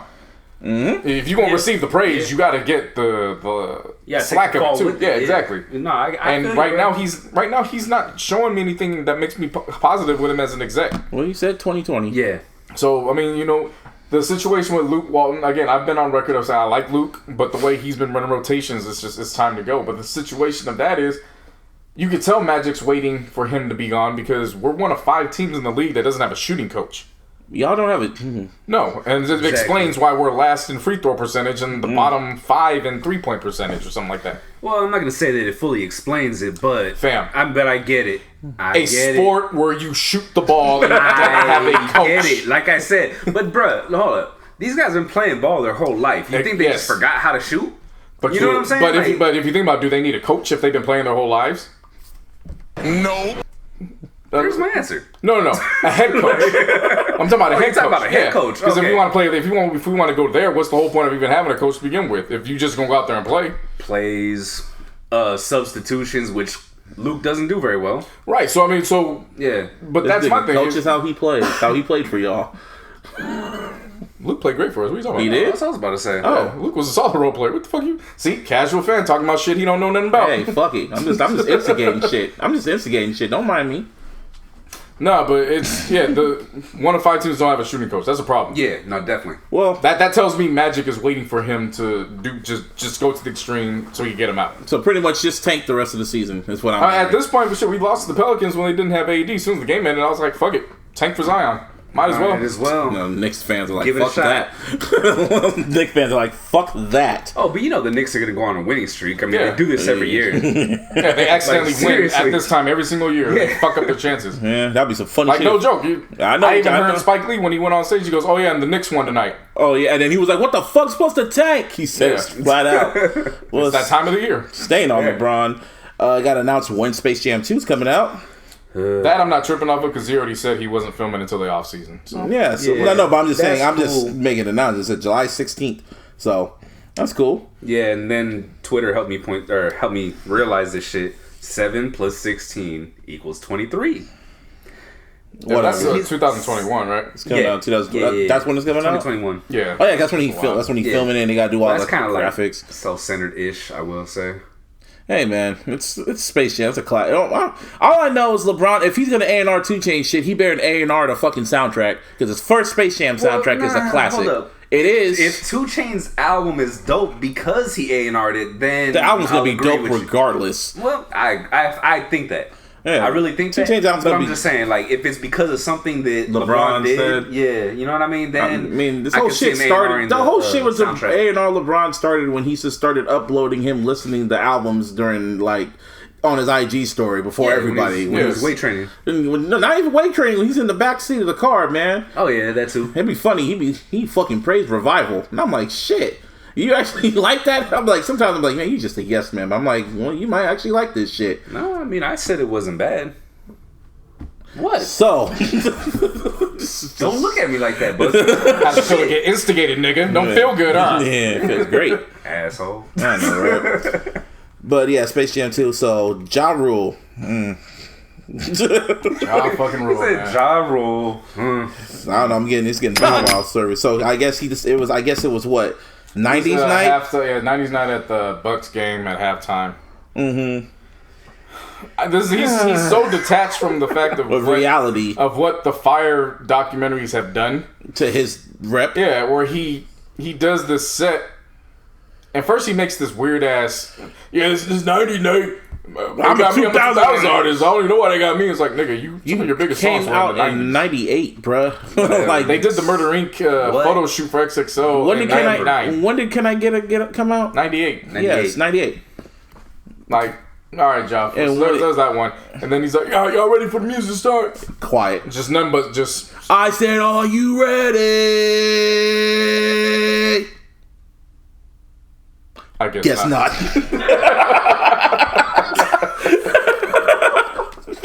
It was bad. That shit was horrible, man. That was sad to see. It really was. At one point, ladies and gentlemen, worse. Giannis came out. Oh yeah, there was 3 minutes left of his set. Nigga was still performing. That nigga just came out and said, "Fuck this," and he started shooting. Yep. 3 minutes left on his set. He just came out and started shooting the ball, practicing. Like, fuck this nigga. Yeah, man, I gotta get these threes in line. You know Dude, at one point, kids, Ja Rule was one of the hottest rappers in the game. From what? What year? From 2000 to 2003? 2003-ish when 50 came out? Yeah, around that time period. He had hits. Like, he had Holla Holla. He had... I'll even give him 2004. 2004, yeah. He had that song with Nasty Ass R. Kelly, and then he had a song with Lloyd. Yeah, Body. That was his last. It was Wonderful. Yeah. Whatever. And then that was an R. Kelly song. No, but he had the one, what we've been through, had to meet, talk, fuck, and get caught up. Yeah, caught up. Get caught up. Yeah. So he did have this. So we'll give him 2004. Maybe. And then Clap Back was a good one. You know, Clap Back was a good record. Yeah, but the album wasn't. Oh, I know. Yeah, no, the album was kind of Oh, I know. We didn't need an album for that. It was like, what? It was and he tried to get that. He tried to get that Death Row Street cred by getting Hussein Fatal on like 100 of those tracks. Oh God. Yeah, that was his attempt to get back at 50 after all those fucking years. And it was like, dude, you go quiet for like how many months when Eminem and 50 were like blowing the... No, bro. Yeah. And then Loose Change, you waited way too late. It dedicated a whole album? Come on, bro. Shit. Fuck out of here. Nah, but he's and then he wants to put Fire Festival 2 on. Whatever. Yeah, okay. And then he tried to curse the Milwaukee Bucks like he was fucking when they made fun of him. Nah, Minnesota. For some reason, so the Minnesota Twitter or Timberwolves Twitter started dissing them for some reason. Oh, and he yeah, goes, I seen that. Y'all cursed for 30 years, and I'm like, motherfucker, they ain't never won shit to begin with. The fuck you ain't Lil B. Like, and then 50 Cent even took it lightweight compared to what he usually does. He went on Instagram and said some shit, but it was kind of just like 50's at that point. Like, what else do I need to say to him? Like, what else can he say to Ja? It writes itself. It's like, shit. But, you know, whatever, Ja. Do better. Now. Just be better tomorrow. Hopefully. Now, last week. Nike got to do better. That too. No, well, last week was supposed to be the biggest game with Duke and UNC. That ticket prices. I saw these ticket prices. The lowest ticket price was $2,000, $2 to $4,000. I was like, my nigga, what? And you ain't paying these kids what? Nothing? Yeah. No. Come on, son. Yeah. I mean, that's Zion, and they all came for Zion, who's getting absolutely paid nothing. Well, I ain't gonna say they all came for Zion, man. That's like one of the biggest rivalries in college sports. Biggest rivalry that has another two guys that are gonna be top 5. Yeah. But they also came for Zion too. Right. We're not taking anything away from Zion. Oh, yeah. It's just we were trying to put you on Game Over the Week too, where this is what they deem the biggest rivalry in college sports, not just basketball. Okay. It's North Carolina Duke. And Obama. If you look at the history of players who have played in this game, all throughout history, like you gotta remember, Grant Hill was a part of this. Yeah. Vince Carter, Rasheed Wallace. Also, there's a whole historical shit with this. A lot of guys were part of this rivalry. Michael Jordan. Yeah. Well, too bad the game didn't live up to that. Because as soon as Zion went down in the first, minute? Because I was kind of rushed home to watch it. And all of a sudden, I saw he got hurt in like the first minute. And I'm like, what? It was like 30-something seconds. And the whole Nike shoe just tore from his foot. And I'm like, well, damn. And Paul George's, man. Yeah. That's the one. Paul George. That is the one bad thing you can say about Paul George this year. And you really can't even say it about him because he didn't design the shoe. Yeah. Well, damn. Every time I look at that, I look at it and I'm like, Magic really fucked up with that. And trying to find a way to get him to at least have a meeting. Yeah. This nigga's playing MVP ball out in OKC. Man, that nigga's a grown-ass man. That nigga fucking Zion Williamson's 18 years old. He's 18, 19 now? Or was he 18 still? He'll be 19 by the draft. My God, that's a grown-ass man. I'll be watching this nigga. 6'8", 270. Nigga's a grown-ass man. A fucking tight end. Shit. If that. Defensive end. Nah, that's a but defensive end. It's not the question. I mean, you remember Julius Peppers. Julius Peppers never played college football. He played ball for North Carolina. Yeah. And was he balling like this? Like Zion? Not really. He was decent enough to, at least get his way in. And then football scouts were looking at him like, nah, you're going to play defensive end. Let's go. Nah, this nigga Zion, man, I was just watching clips. I never watched the full game. I have to watch a full game of this dude. But when I saw him jump from one end of the court, not one end of the court, but when he blocked that dude's 3-point shot, I was like, what the fuck you? That's literally watching LeBron play in college. Like, that's a grown-ass man. Shit, man. I don't know, but anyway, so after he got injured, the NBA, you're the one that broke it on the group chat. Yeah, so, of course, there's been the talks about the G League. They're offering those special $175,000 contracts to players who haven't committed and are, thinking about jumping to the league. Now they've reached the point where they're looking at the potential of the investments. Also, they're looking at the fact that these European cats, they can come into the league without having to wait because they're in Europe playing pro ball for 3-4 years at a time before they even get over here. And then they don't even have to come over right away. The teams, that they could have the option to stash them away for up to 3 years until they get here. So the NBA is looking at it from that standpoint, and immediately, not even 24 hours after Zion went out, they filed the first steps to get the rule changed back from the age from 19 back to 18. So we're looking at either 2020 or 2021 because it's not a matter of if it's going to happen. It's just a matter of what draft it's going to happen for. It's obviously too late for this year. You also got to remember, though, it's not going to exactly kill the one-and-dones because some kids graduate like at 17. But the thing was that there was already one-and-dones. It just wasn't to this extent. Yeah, no, definitely. Like, everybody had to go be a one-and-done. But the one-and-dones there wasn't anything any different from when we were growing up. Well, I mean, there wasn't a lot of well-known one-and-dones, though. You know what I mean? As far as, because they would come out after high school, and then if they were going to go to college, they were going to go to college. Right. You know what I'm saying? Right. So it's like, there wasn't a whole lot in that aspect. There wasn't a whole lot, but it wasn't like there was no one and done whatsoever. So what do y'all feel? Do you think Zion should keep playing, or should he just sit out and wait for the draft? If he's healthy, just play. I don't like him playing just off the simple fact where it's like you're not getting paid for it. Yeah. Off the rip, somebody did make a good point. Well, if he doesn't play, what the fuck is he going to do in the middle between draft? He's going to be working out, training, and getting ready to play. And he could get hurt there, too. That's a good point. Yeah, that's a good point. So, now the downside is, he's not getting paid. But on the flip, they do get those stipends. Especially during NCAA tournament time. Oh, yeah, they get those stipends. Stipends meaning... They get paid. They do get paid for that. It's not not anything that's over $500-$600. They do get money. They do get some type of money. I can't watch these college games, man. It blows my mind. That's why I be watching these championship games and some of these big games, and it's like, I see.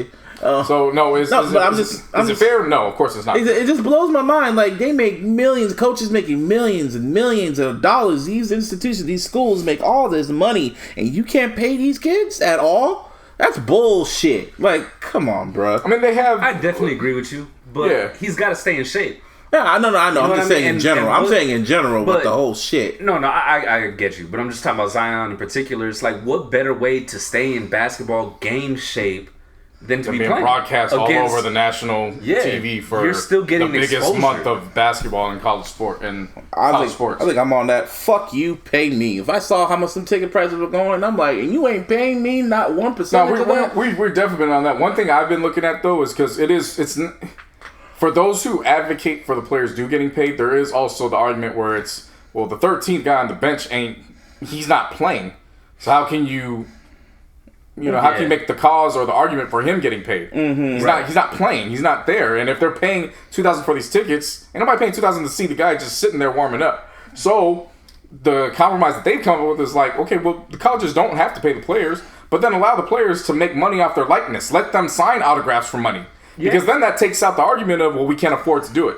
They sure as hell can afford to go do these sign-ins for these autographs and get a quick $1,000. I just never forget when EA was doing the NCAA basketball and football, and they won't have their names, but they have their likeness and shit like that, and they won't pay them fucking kids. Yeah, I said it before, and shout out to Joseph, my boy who listens to us weekly.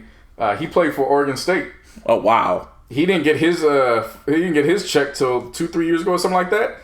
And, you know, he's a big time retail manager at this point. You know, he operates a store. And he's like, shit, wish I could have had this 5 years ago, but I'll take it, thanks.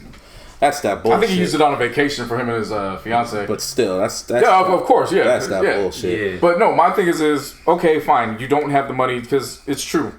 For every Duke in North Carolina, you do got the teams that they have to win their conference tournaments to make it into the tournament. So generating that same income. Yeah. So off the flip, if you don't want to go that route, cool. But allow them to make money off their likeness. Because the schools are definitely making money off their likeness by selling those jerseys. You think them number one jerseys ain't selling?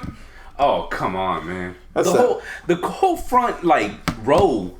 Yeah. had a number one jersey on. Yeah. Like, that's what I'm saying. It blows my mind. Right. That's why I stopped playing football because it became more of a job. And then I was just thinking about it. I'm going, so if I go to college and I'm playing my ass off, it becomes more like work, but I'm doing this shit for free. And the coaches are getting paid. Whatever. Fuck these niggas. Next subject. Yeah. Speaking of coaches, prayers up for Jim Boeheim, man. That's one of the worst situations to So what happened with him? So there was an accident. So, of course, Jim Boeheim's the coach of Syracuse. There was an accident on the highway at night. I think it was after a game, if I'm not mistaken. I'm not too sure. One of the guys in the accident actually got out of the vehicle. Jim Boeheim, because of the weather, his car started swerving. He didn't see him. And he struck and killed the that's driver. A bitch. Yeah, man.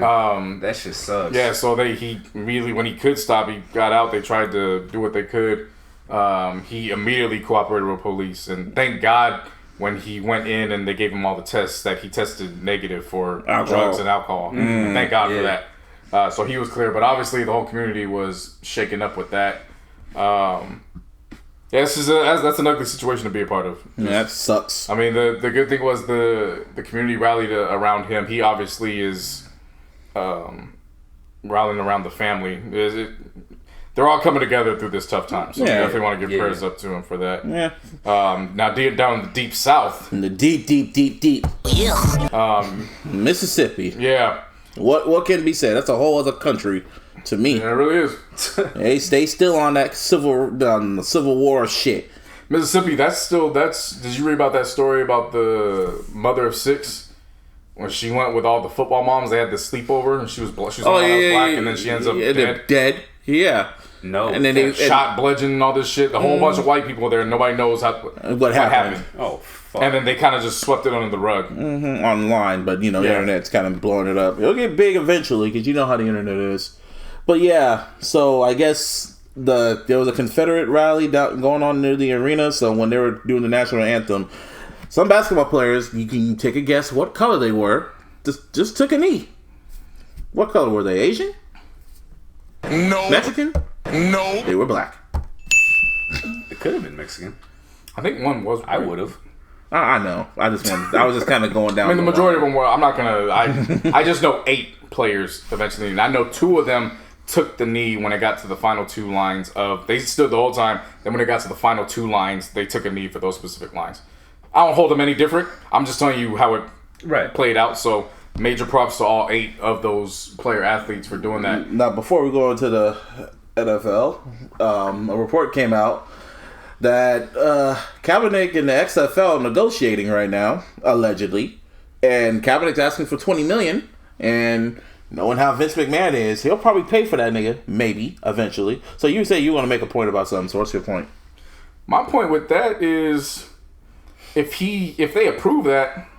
Didn't Vince McMahon say there ain't gonna be no ifs, ands, or buts about the national anthem? Everybody's gonna stand for it. Vince could change his mind. That's the one thing about Vince McMahon that you don't know when it comes to wrestling. I don't buy that. He changes his mind. He changes his mind a lot. I don't buy that because his product is gonna be geared towards those who don't want politics in their football. He made it clear in that stance. If he changes his mind again, that shit's gonna tumble. This isn't WWE. I'm just telling you about how that motherfucker is. I know, what I'm telling you is that if he breaks this promise to those fans who thought they were coming here and didn't have to worry about politics, and then that happens, it's a wrap for the XFL. He's not going to lose his money for one player. Now, granted, that one player is going to could bring attention if this goes through for those first few weeks. But after those first few weeks, ain't nobody focused on him. Now we're focused on the rest of this league. Like I said. But what I'm saying is so there's that. That's the first point. The second point of that is if he does go over there and they still withhold that, that tells me a lot about what he possibly signed for the NFL. Yeah. Well, we'll see. And one of those things might have been get the fuck away from our league. Yeah. Maybe. You never know. Or he could just sign just to show off his ass and come back to season next season or whatever. Yeah, that's kind of what I'm hoping for. Is like he just uses it to get back into playing shape, and then almost like an audition tape. Yeah, and then like a 1-year deal. And but he's got to understand he's going into a mind frame of motherfuckers gonna want to hit him. Oh yes. Oh yeah. And everybody on TV is gonna want to see him get hit that way. Mm-hmm. And if he don't protect himself, stop dreaming about the NFL. You got to make sure your pension and shit is taken care of for the rest of your health. because they gonna come and try to hit him. Cap knows. Yeah. I think that's what I'm saying. He knows. I'm sure he's aware of that. He's very aware of that. He's probably ready. But all he's asking for, he's saying $20 million up front, bruh. But I will say he's consistent. He asked for $20 million from the AAF, so. Yeah, it's consistency there. Yeah, definitely that. 20 million is the number. But don't you get him paid, nigga? I said $20 million. Give it to him. The way them jerseys sell. Hey man, this motherfucker. If Vince can get Ronda Rousey and all these other motherfuckers to show up to the WWE, if he can finesse his way to Kaepernick showing up in the XFL, that's his selling point. I'm like, motherfucker. I don't know how you do it, Vince. I won't know how you do it, but you do it. But that's until it happens. Anyway, fucking Steelers. They're just figuring something out. New era. Yeah, rebuilding. Yeah, so the whole Le'Veon Bell situation has now come to a conclusion. And he's a trailblazer. He's a revolutionary. You're probably going to see this happen a lot more now. He's the first person in his prime to successfully sit out a full year, not play, and get his wish and become an unrestricted free agency. Like, do you understand the power that is in free agency? Seriously. At a running back his age, he has not played one season. He's been healthy the entire time. He's going to get his coin. That's added value to the team because that's one less year they got to worry about his taking a beating. Exactly. If he stays healthy, like God forbid no Des Bryant shit happens to him. Right. But if he stays healthy, shit, that's to show something about other players what they can do if they don't feel they're getting paid. So the Steelers with that situation are, of course, because they didn't use the franchise tag, they're letting him walk for nothing, so they're not going to get anything in return for him. Then you have Antonio Brown, who, of course, we know the situation. We've been pretty much up on that for the past few weeks. Come to Santa Clara. What I like about Antonio Brown is he's looking at the guys in the NBA and he's like, why do I have to go through the media? I can just do this shit myself. All his announcements have been on his social media platforms. Yep. It hasn't gone through ESPN's broken what he's already broken. Yeah. So he came out and said that he had a meeting with, was it the Brunies? Yeah. So he said it was a good meeting. They all just came to the agreement that it was time. Everybody goes their separate ways, and now it's on their field to make something happen as far as the trade goes. Roethlisberger got to leave too. He getting up there in that age. Whatever. He's good. I don't care about them, but I'm just saying. He could fall off a cliff. I could care less, bro. I know. I care less. The funny thing is, I don't know who the GM is, but the GM... Didn't he say some shit about that? He made this wild ass statement that Roethlisberger essentially has 52 kids. Yeah, he's the undisputed leader or some shit. Yeah. And he's ruling over 52 kids. And veterans looked at the GM like, nigga, fuck you. Yeah, so he's a grown ass man. That is trash. Yeah, see, Steelers are in kind of this new territory where, you know, they don't, as a franchise, if you're familiar with it, they usually don't go through this. Nope, they don't. But I don't know. They're usually like one of the quietest teams. Yeah, they just stay low and build pretty much. But now, I will say this is the Tomlinson's losing his team. He's losing his team. Yeah, this is the third strike. Yeah, this is the third strike because in addition to these two, remember it was James Harrison before this. Shit, you're right. So this is the third strike. I mean, now you got to kind of look at it. Mike Tomlin's actually in a situation where he may have to toughen up because people are taking advantage of him at this point. No shit. So whatever. I just knew they were on a whole different length when they were just going for it on fourth down all the damn time. Like I knew something was up. Like, why you being? This ain't Madden, bro. And they still lose. Like, no shit. Anyway, see how that plays up. The Raiders are no longer homeless. I guess the Oakland is just like that girlfriend that kicked you out the house, and then after they calmed down and thought about it, like Oakland's Khloe. Come back. Wow. Shit. Yeah. Come back home. Am I lying? They gentrifying the fuck out of it. Yeah. You are not lying, sir. Look. I knew. Of course, I still have my connects up there. I just didn't say anything. I talked with some people over the weekend. We're not going anywhere. I was like, okay. Well, yeah, stay your asses in Oakland for another, 2 years? So they're for sure going to, I mean, the deal is not officially done, but at this point it's there. It's just too late for any other option to happen at this point. So it's there for sure for 2019, which possibly opens up the door for Marshawn coming back for a third year. I doubt that. Because that was his whole thing was, if y'all leaving, I'm not coming back. Yeah, he's now supposed to play in Oakland. So this might open up for at least one more year. And then they're talking about making sure that they're there if the stadium isn't done in Vegas for 2020, the option to come back and play out that one final year, and then they head out. Like I said last week, I mean, so many jobs to throw away just off of pride. Yeah. Like, you would be giving a team away way too early just off simple fact of pride, and you'd be putting all these people out of jobs, especially with, again, the Warriors going to San Francisco. Right? Yep. It would be like one big ass fucking deserted ass parking lot out there in Oakland. So, But I mean, hopefully they put a good product out. Hopefully they get their shit together. Yeah. You got what, 5 draft picks or something? 5 first rounders? Or they damn near got the whole fucking draft. Yeah. The Raider draft. Yeah. Seriously though, man, that shit's crazy. Like, fuck out. What are the compensation picks called? Compensatory. Yeah, I think they got 1 or 2 of those. I didn't pay attention to it. Well, they had to have. Yeah. You know what I mean? Letting all these big names go. They got hella cap room now, so it's just he's remaking the Raiders in his own image. Yeah. On some make the Raiders great again, even though they're already technically kind of great. They have to redo that because there's a whole lot of personnel change. Yep. Like, so much personnel change. Anyway, shout out to Chad Johnson, though. Or Ocho Cinco. Man. Seriously. How he literally saved the fan from getting evicted from the house. I saw it online. I literally started going down in real time. It was like, it'd be cool if I just, I'm about to get evicted from my home. And he was like, nah, fuck that. And then she posted the next clip, and Chad literally, what was it? Was it Venmo or was it Cash App? Whatever. PayPal. Or like, that's old school. PayPal. This day and age, that's old school, man. Was it that's like probably the only way you could send so much money though? Was it like $8,000 or some shit? Nah, it was $1,300. $1,300. Yeah. And she's like, you literally saved my life. So shout out to Ocho Cinco, man. Yeah, it's funny. I always think back to the time I met Ocho Cinco. You met him one time. The Mexico game. Yeah, that was random. This is funny as hell. Shit. Yeah. Ever tell you that? Nah. Yeah, so my boy, shout out to D'Angelo. We were coming down. It was actually the day of the game. So they had a team meeting before, so we were trying to just get our stuff and go out. So we went downstairs. We're at the front desk. And then all of a sudden, D'Angelo's like, I think that's Ocho Cinco. He goes, that guy looks like Ocho Cinco. That is Ocho Cinco. And he's like, oh shit. So then we walked up to him because, of course, D'Angelo works in player development, which, he sets up when guest speakers that come in. And pretty much his job is to find players, housing, everything that comes with it. Right. So we go up and talk to him. We introduce ourselves. D'Angelo from player development, JC video operations. Cool guy. Wasn't even like, okay, what the fuck y'all talking to me about? He's like, oh, y'all ready? Okay, cool. Yeah, how's it going? His next guy was, hey, so y'all meet is Crabtree and Amari up there? We were like, yeah. And he's like, hey, let him know I'm down here. And we were like, okay. Shit. And the next thing he knows, yeah, take my number down too. I'm like, okay. That's crazy. I mean, he seems like the people person type. Yeah, you know what I mean? Yeah, no, it doesn't surprise me, but it's just like, wow, this is really Ocho Cinco. Yeah. That's crazy. Yeah, I call him Chad Johnson. I do not call him Ocho Cinco. His mama called him Chad Johnson. His name is Chad fucking Johnson. That's cool. I'm gonna call him Ocho Cinco. All right.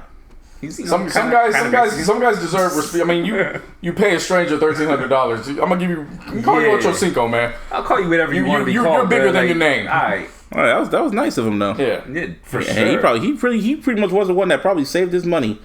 Damn shame how he got. Did. He was one where he openly admitted that he would go there with cubic zirconium earrings. Because he was like, why the fuck am I going to pay thousands of dollars on earrings? He goes, my teammates thought they was real anyway, so what the fuck does it matter? Yeah, he just played for the wrong damn team, man. fucking Bengals for all the years. Man. Yeah. Should have went to the fucking... I mean, he did try to go to the Patriots, but it was like too little too late by that point. Yeah. So... And one. Well, they're catching up. Anyway, yeah. So what's going on in baseball? Oh boy, got $300 million. $300 million. Who was he? From what team? Manny Machado. He's going to the San Diego Padres, leaving the Dodgers, and that put a smile on my face. $300 million for 10 years? Yeah. That's how good he is, like legit. And this is guaranteed. Like he gets it no matter what. Alex Rodriguez signed the same deal years ago. Yeah. $300 million. Yeah. But see, the difference is that A-Rod was considered the best player. Mm-hmm. This guy isn't, technically. But he's getting paid like it. Yeah, because Bryce Harper's still on the market. Exactly. And that deal and then do they got any cap room in baseball? No. Oh, no wonder. No. Wow. No. It's all by budget. Yeah. Like, so if you got the pockets for it. However much that's why the Yankees got every. So that's how the Yankees got everybody. Yeah, you know what the problem is though? See, the A's, the owner for the A's is one of the richest motherfuckers in the league. He don't pay his players shit. He goes off that. He goes off the money ball shit. Exactly. And how's that been working out?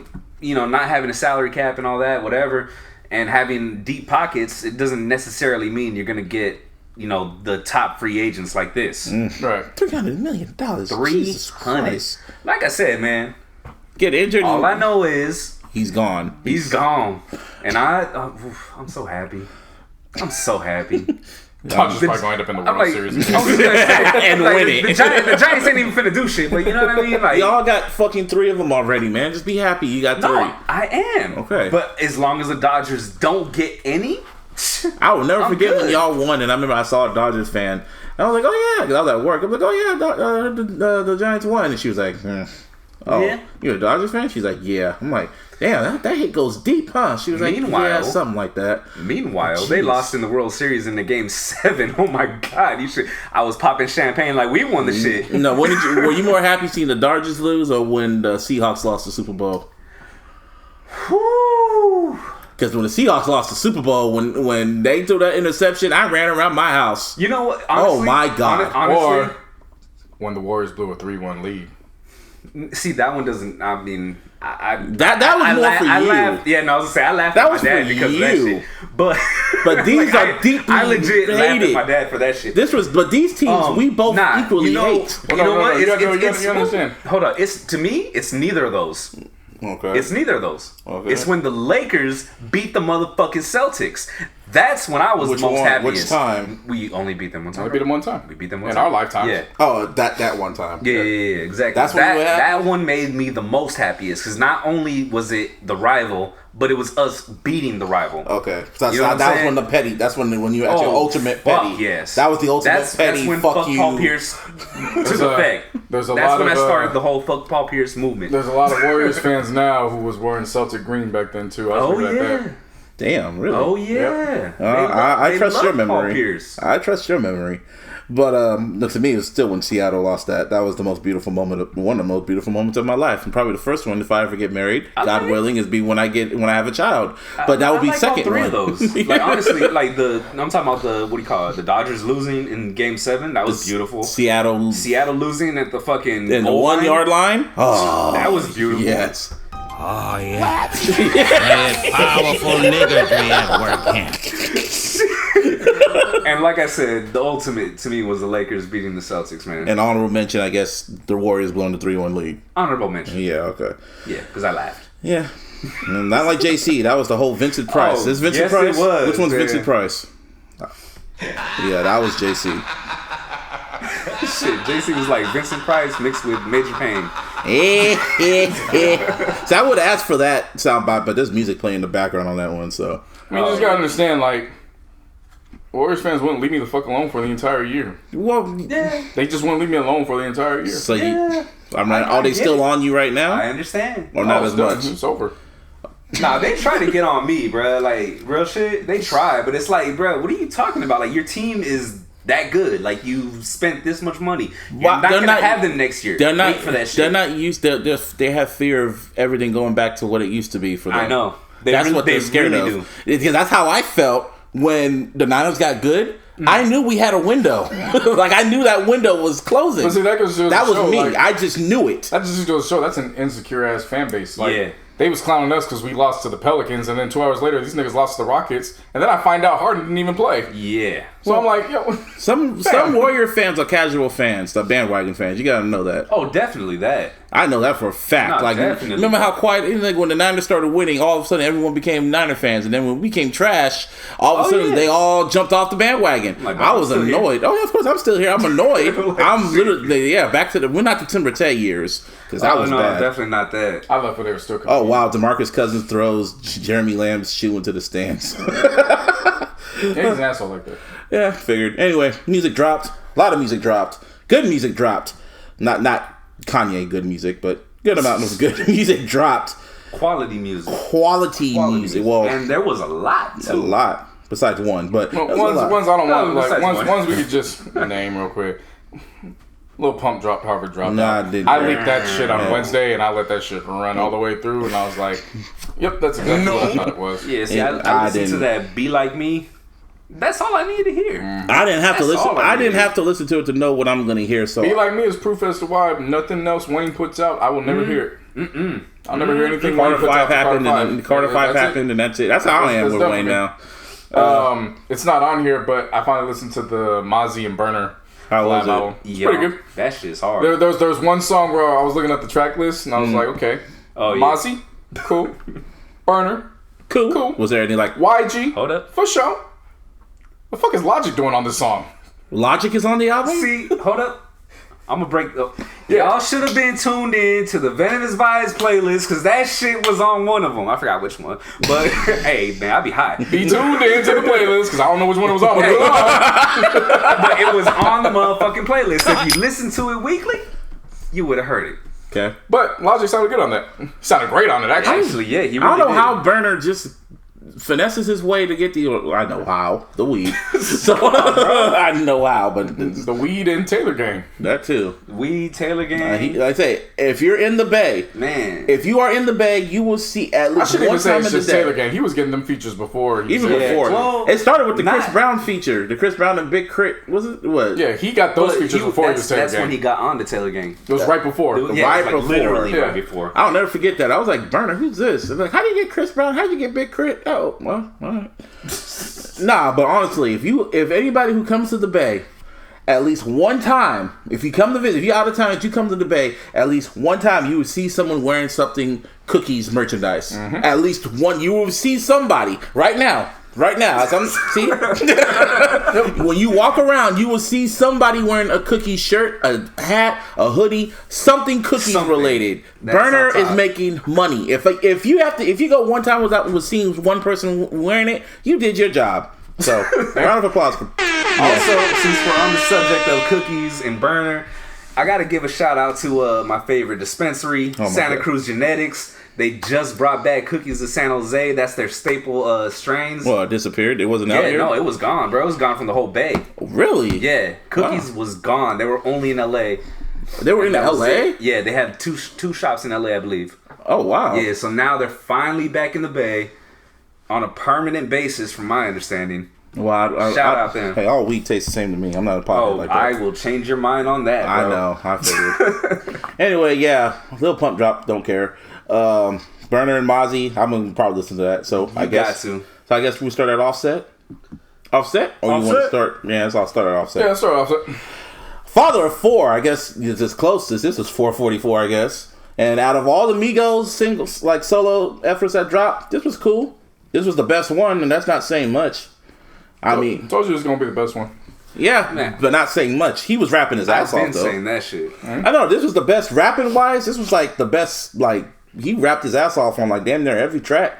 Yeah. Like, Father of Four was a good intro. His cover was the worst one, though. Yeah. Not because the kids are on it, but you could clearly tell that they're photoshopped. Oh, I know. I figured. Yeah. I'm like, all that money y'all make, you do that. Whatever. Anyway.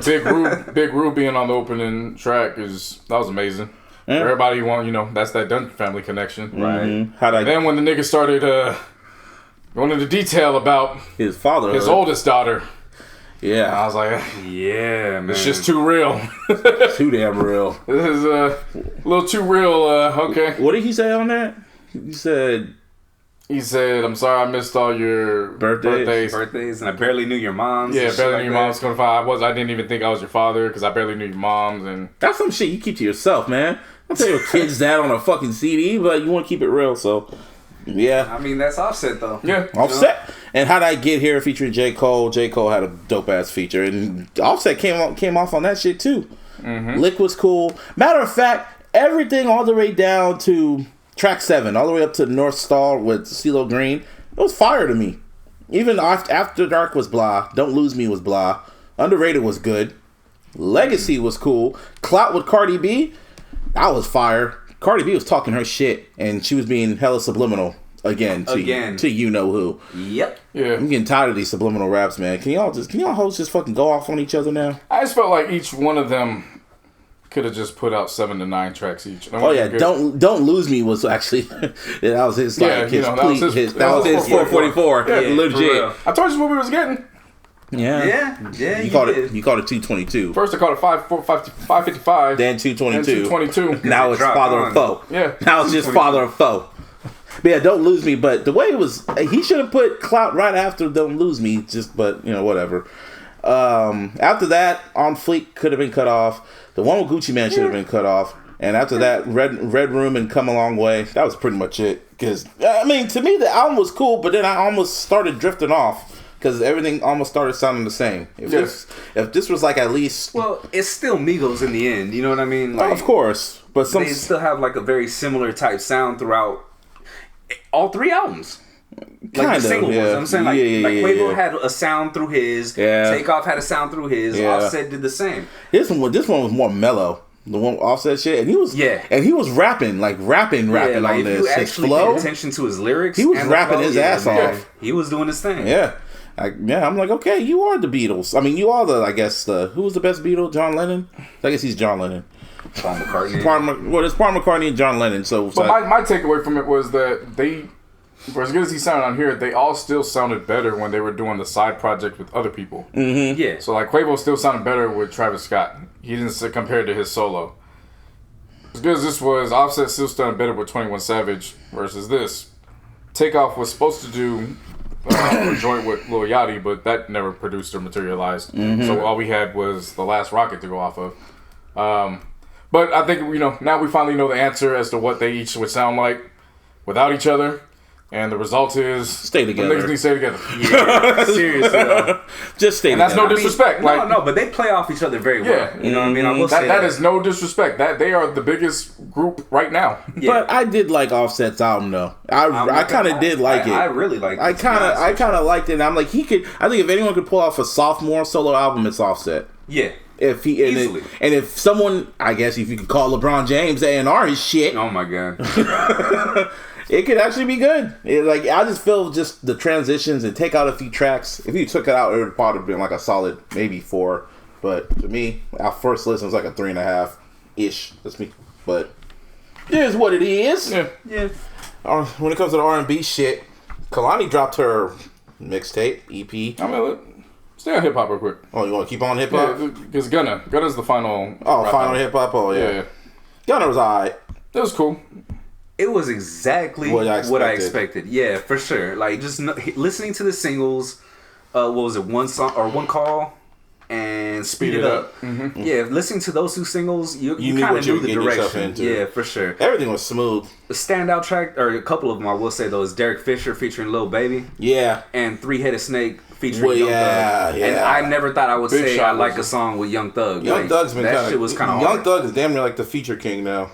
Big Shot was a great another joint too. Oh yeah, for sure. But I mean, overall, it just after some point, all these records started sounding the same. Mm-hmm. It's like one of the background music type. So of shit. I mean, as far as like, I like Gunna. Don't get me wrong. Yeah, he's cool. Yeah. But as far as like now it goes, is I can only take his music in playlists. Pretty much, like or features if he's featured on something. Yeah. Oh, for sure. Yeah, but hey, man, whenever him and Lil Baby put a song together, of course, bro, like that shit, that song. I mean, that shit goes. That's the the YSL connection. That song with him and Young Thug was pretty fucking fire, though. I never thought I'd say that about Young Thug's song, but same. Hey, that was pretty fire. Anyway, R&B. Or you want to do the rock shit first? Let's do the rock shit because the R&B is like the strongest ones, in my opinion. I mean, Gary Clark was a strong album. It was good. And for me, I mean, to me, it's rooted in blues and folk. So I mean, to me, that still counts as a form of R&B. I wouldn't be surprised if this gets nominated for Album of the Year next year at the Grammys. Yeah, I mean, wouldn't be surprised. The way he started with This Land. Yeah. Then I saw the video for it. Oh, they did a video for it? Yeah. Oh. Yeah. One of those Spike Lee joints? Ish. Yeah. If you know what I mean, if I say that, but alright. Nah, This Land was amazing. Man, that was pretty fire. I Got My Eyes on You, and of course the single Pearl Cadillac. I got like halfway through it till I kind of realized, okay, this album's not for me. It's not good, it's not bad. I kind of enjoyed some of the songs, but it's like, it's not good. It's not for me. Not like on a constant basis. Yeah, no. See, I've always liked Gary Clark. Gary Clark to me is like that final link to the old timers and the blues, and then a good gap in between. I mean, he's labeled as rock, but again, you listen to his voice. Ain't rock. There's soul in there. Soul, yeah. So to me, he's like that one of those final bridges of the gap. Yeah, during that gap. There's always those certain artists that always kind of stay. That always keep the essence of that genre alive. He pretty much he's to like this folk blues. What Anthony Hamilton is with the R&B, just R&B and soul. Yeah, like he is. It's there. Yeah. Now overall, I like this project, and I span it back a couple times. It's cool. So let's get to R&B. Who had the strongest? I guess they had the strongest projects this week, in my opinion. I guess we start ladies first. Kehlani, Bay Area's very own. It's not an album. It's not an EP. It's a mixtape. It's a project. It's a project. Fucking album. So you sound like me now. Nah, I just gave up on that. I gave up. The quality of this shit was just fucking amazing, dude. Oh, I know. You know what I'm saying? She shot 4 videos for it and everything, but she is staying firm. Because she even called her project got nominated for a Grammy. What's it called? You Should Be Here? She called that a mixtape, and they got nominated for a Grammy for Best R&B Album or whatever. And I was like, that's a fucking album. But alright, I'm not even gonna fight. I'm not doing the album. After Drake's So Far Gone charted in the top 5 or whatever, mixtapes are dead. So I'm just whatever now. They're just projects. But anyway, whatever the fuck you want to call this. While we wait, Kehlani came with it. And what the fuck you want to call it? It's great. It's a really great project. 8 tracks. Whether you call it a 9 tracks, an EP, an album, whatever. This shit was dope. All the way through. From Footsteps with Music Soul Child. I don't know how she found that dude out of nowhere. And he's actually without the rapping. Yeah. Why did Dom Kennedy on Nunya? He sounded like fucking one of the greatest mysteries ever. Is what the fuck happened to Dom Kennedy after Get Home Safely? Yeah, he sounded one of the biggest mysteries ever. He sounded like what's it called? He sounded like a whole different rapper on that. Like that's Dom Kennedy. He sounded like fucking somebody else. I don't know, but Nunya was cool. Morning Glory, Fields was decent. Nights Like This, we know that record with her and Ty Dolla $ign. RPG with Black or Six Lack, however you want to call it. That was a good. I hate when you say that shit. I just like to say it just to annoy you. Well, you're doing a good job. 6 Lack. Dick. That was really good. Butterfly was cool. Love Language I was kind of on. But Morning Glory was amazing. Oh, yeah. Oh, yes. Kehlani is just... I mean, Morning Glory into Fields, perfect. And if it wasn't for Dom Kennedy, it would... Let's just say Morning Glory, Fields, and Nights Like This. You know what I mean? That's the 3-man weave right there. Yeah. Other than that, man, round of applause for Kehlani. Give me a hell yeah! So whenever that baby's coming out, Kehlani, just when you want to work on the quote unquote real album, I don't know, man. Yeah, I don't know what the fuck. And we just got into a whole debate about what an album and mixtape is, and I just don't know. It's just right. Like I said, you keep bringing up. When they get so charted. far gone and being charted, but I had to show you. You showed me other ones. Fabulous has been. Yeah, you showed me that now. You showed me that now. Why can't you say that like back then? It just hit me just now. Oh, fool. All right. Yeah. I guess it just hit me. And I was like, wait a minute, didn't somebody? Oh yeah, Fab did that. And then going to research and then find out Dedication 2 did that. Dedication 3 did that. I mean, it wasn't obviously charting high, but you also got to remember the time frame. not a lot of rap records were charting that high to begin with anyways. Yeah, unless your name was Eminem or Nelly. Right, and when I say charting high, I'm not just talking about the hip-hop charts. Like, we're talking about overall charts. Right. Yeah, that's what I meant. Like, no, I'm not saying, No, the people. Yeah, to the people. Stupid. Anyway, I feel the strongest project that dropped this week, JC put me on. He put everyone on. Yeah, seriously. ELHAE. LA, yeah. ELHAE. K-Ho. Don't know. Put respect. If you're going to drop the best one. ELHAE. I'm trying to... It's LA, not don't pronounce the H. It's LA. Pronounce the H, it's LA. LA. Trouble in Paradise. And I guess he's dropped other projects before. Mm-hmm. But I was listening to this on the way to the bar the other night. And damn near, I just sat outside listening on my headphones before I walked in listening to this whole album. If you have the power to do that, this is good music. The first 3 songs, Hennessy, Let You Pick, and Sanctuary with Big Crit. My God. You know who this motherfucker was before. You damn sure know who he is. So. And then the only weakest track on here, in my opinion, is it was just a point away from perfection was Wicked with OT Genesis. Yeah, it kind of threw me off. It kind of threw off. Oh, okay. I got it. It just threw off the mood. The track, but I understand what you're saying. It threw off the mood. It took it in a different direction. But I knew it was like a story. It was a story out because he's in his car and he's literally trying to. Well, he's leaving the club. No, he's leaving the club. Yeah. At that point, I would assume that he's in the club. Yeah, and then when it ends, he's leaving. Yeah, no, from start to finish, it's a concept. Yeah, because he's in his car driving, trying to get over some shit, and the whole album is his mindset of what's going on and everything. Like, well, his mindset and phone calls, right. Yeah. Like, help me believe. I don't believe in like fucks. Is it fucks or facts? Fuck. No, it's fuck. What the fuck? Oh yeah, with the X's. Yeah. Oh yeah. Fuck was fire. I don't believe in love. IDBIL. That was fire. Rollin'. Still mine with Wale. Wale had a fire ass verse on that. Yeah, he did. Yeah, and then Only You was fired. And Moments was just perfect to end off with 7th Street. I think that's 7th Street. 7th Streeter. 7th Streeter. Yeah, that was a good way to just end the album, and it was great. It was almost like an R&B version of Good Kid, Mad City in a way. Well, that's the reason why I sent it to y'all. Conceptually, yeah. Because it's a concept album. Yeah, sound-wise, it sounded like something mixed by Ali would do. It probably was. I finished this after the first listen. Let me look right now. And after the first listen, I said, this is the bar for albums for right now. Yeah, it's one I'm not going to call it album of the year. It's way too early, but I will say it's on the top of my list right now. This is the bar, if not for all albums, for sure for R&B albums. Period. Definitely for R&B albums. Like, as much as I love Boogie's album, Boogie's album it cuts and it ends. Yeah. This one, when it cuts, there's a reason why it cuts the way it does. Mm-hmm. So there was, it lets you know there's going to be at least some form of a sequel moving forward. Mm-hmm. But I found out about this because Wale was hyping up his Twitter earlier last week. Then he had stated, oh yeah, I'm in that mode this year. Matter of fact, LA's dropping. I got a verse on there, and so I was like, oh, okay, I'll check it out. I'll see what's going on.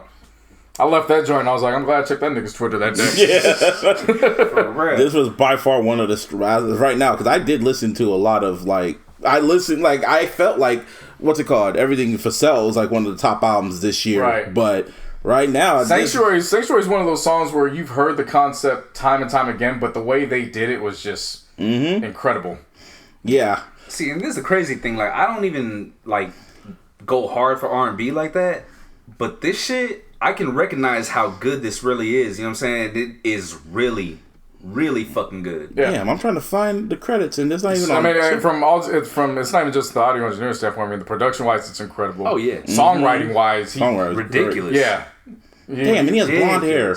He was floating. He has blonde hair. Damn it, he did a video for Sanctuary with Big Crit. Yeah. Yeah. Other than that, man, round of applause for that boy. Yeah, seriously. Where's he from? Atlanta. What? Anything? Of course. And then, what is his name? LA. Was it his initials or something? Yeah, I forgot what it was. Every life has an end, I think, was the abbreviation. Every life has an end. Okay, makes sense. That's crazy. Makes sense. So, well, yeah, that's pretty much on the top of my album list so far. Even though we still got a whole year left. Yeah, no, like I said, that's the bar. That's the bar right now. With the rap records, I wasn't I liked him, but I wasn't blown away. Same here. R&B came in and kicked everybody's ass this week. Yeah, Kehlani and ELHAE, they kicked our asses. So anyway, it was an anniversary this week. 20 years is not an odd number; it's an even number, and that's how I feel. I'm old. It was a 20-year anniversary of Eminem's The Slim Shady LP. That's wild. That's like, how old was I? I was like in 4th grade when that shit came out. Shit. When the My Name Is video came out. January 99?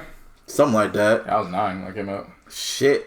20 years old. Like, John Martin's the one that let me know they re-released that like an expanded version. I was like, what? Yeah, I just happened to see it. Like, I was going through the new releases and shit, and I was like, what call the yourself fuck? a stan. Well, I didn't know he was going to do that. I didn't know he was going to do that. Like, all the other stans seem to know. Well, shit, nigga. I didn't know Kamikaze dropped. That was a surprise. A Beyonce drop. See, every year there's always anniversaries for this album. This is the same Eminem who, when the Marshmallows LP, like, I guess it was the anniversary of the second one or whatever, this nigga put up, like, bricks of his house up for sale.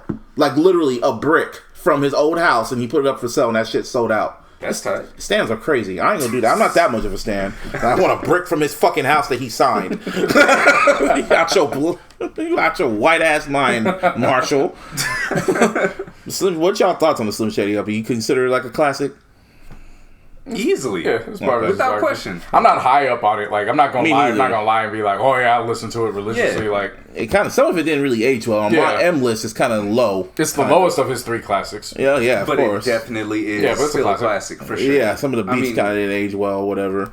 But they, on the expanded edition, they got his freestyles. They got this what's it called? Are you still mad with him and Sway with the Sway and Text song? I made fun of you when you're like, oh, it's the 20th edition. They got some new tracks. I was like, oh, he re-recorded them and did that rappy rap bullshit. Yeah. Hi, like Shady. Busta Rhymes kind of did that shit, but at least that stayed on beat. M just kind of almost slipped the shockers it. He teeters. He teeters it. He teeters it. But yeah, he definitely teeters between Busta Rhymes and Silk the Shocker. Yeah, or Twista. Like I remember once, like I even said, like back in the day, they said he used to rap like that, and I think Kid Rock told him like, "Yo, slow down. You don't need to be doing that." Like I break an exit, that, but I was like, "Yo, just slow it down." And he doesn't help the stereotype of those white rappers. He's the personification of it. That rap fast and don't say shit. He's the personification. He's the personification of that. Yeah. It's like shit, and he even said like there was, he released like a VR like interview with him and Sway. It's called it was like him and Sway are just in a car and he's talking about the streets of Detroit, and he said flat out like his whole year, because next year's gonna be the 20th anniversary of the March Matters LP. The first one. Now that I'll be on board for. Yeah. Shit. Yeah. There was never going to be an album as controversial as that album. That's his strongest classic in his discography. Yeah. Period. Easy. Like, honestly, there's never going to be an album as controversial as the March Matters LP. Can you imagine that shit came out now? No, think pieces, man. Oh my God! Imagine the threads. You guys are saying like if it would actually come out. There's no way that shit is coming out. No, Jimmy Iovine pressed the button. Oh, it would come out. Oh man, can you imagine all the think pieces? If Joe Budden didn't know Eminem, he would have been on his podcast just breaking the shit down. Everyday struggle. Academics would have been clouting for Eminem. Oh my God, it would have been madness, and I would have loved it. Man, they were picketing out his house. Like, damn, just off track 1. Just off Kill You. I can keep egging me on till I beg you to stop. Shut up. Give me your hands and feet. Ah, man, but we'll get to that next year, maybe. Anyway. White people, man. Speaking of white people, Eminem's the only least problematic. The least problematic person in these. I'll take the reins stories. There's a reason why I put these in this kind of order, because the caucasity goes from caucasity, just kind of okay, well, all right, that's there, to what the fuck. And I would like to introduce this to you. Allow me to. So the first moment. Could have happened to anybody, I guess, under the right circumstances, but it actually happened to this man. Minnesota charged a man from 1993 with the murder after police collected his DNA from a napkin at his daughter's hockey game. So they were investigating the cold case. They caught a lead. They followed this man. surveyed him for like a couple weeks, and then when he ate a hot dog, and of course he wiped his mouth, he left all the DNA on the napkin. Right. Threw it away. They picked it up, and they connected his ass to a 1993 murder. Got him from there. Wow. Yeah. Dude, what? Yeah, no, right. Just getting caught slipping. Stupid. Yeah. That's just the first one. Second one is, of course, so, we are now in an age where you can now be transabled. Oh my god. What the fuck is this, JC? Transabled is when you are not physically disabled, yet you still live your life as you are disabled. Huh? Yeah. So now there are transabled people. That is the official definition for that. Saw a lot of white people in those pictures. So, do they get smiling? Do they get a happy. disabled placard? I don't know, but they. So they get a handicap thing. That's what I'm asking.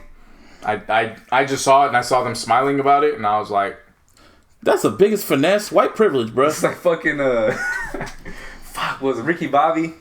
yeah, When he can't feel his, or he can't use his legs after the car crash. Same shit. exactly.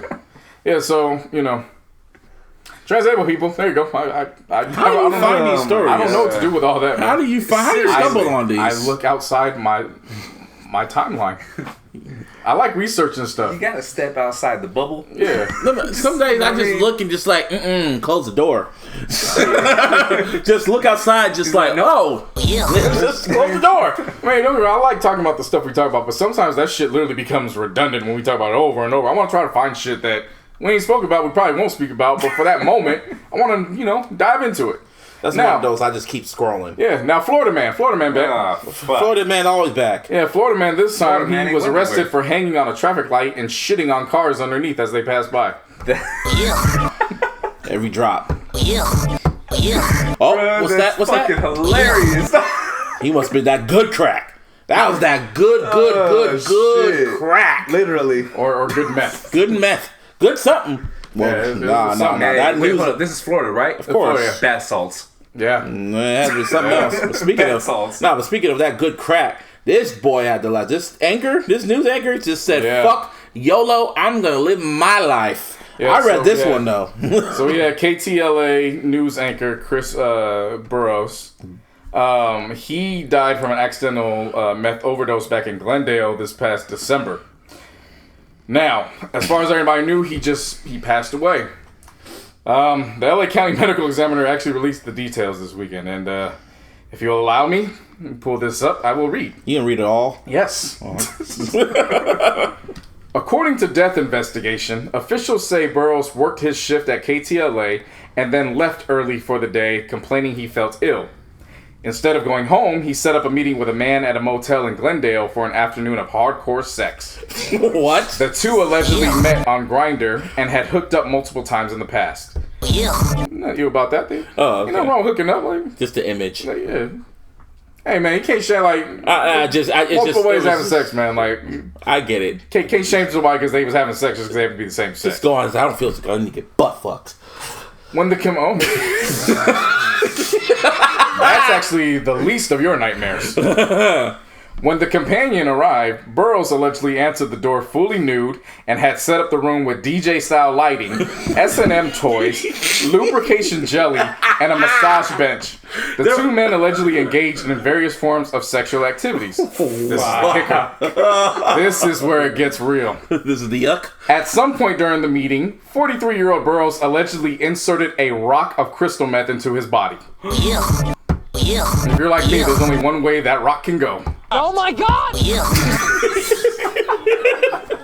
He then allegedly gave his companion a syringe full of GHB and a bottle of Gatorade. The two became... Go on. Stop pressing buttons. I'm telling the story.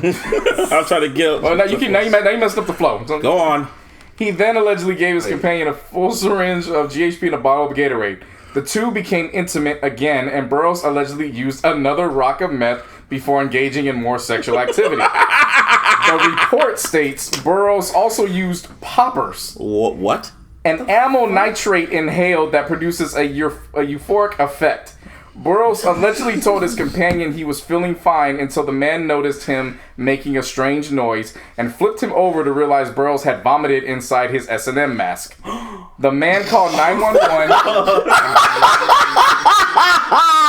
The man called 911 and began to perform CPR on Burroughs until emergency responders arrived. He was transported to a nearby hospital and pronounced dead in the emergency room. Now, this is the plot twist. What's the plot twist? During the death investigations, officials were told Burroughs, who leaves behind a wife and young daughter, did not have a history of drug or alcohol abuse and apparently only used drugs recreationally. Yeah.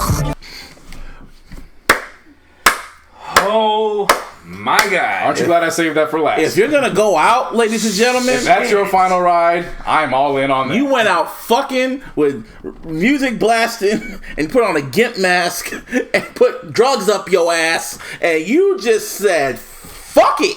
I'm gonna go. Yeah.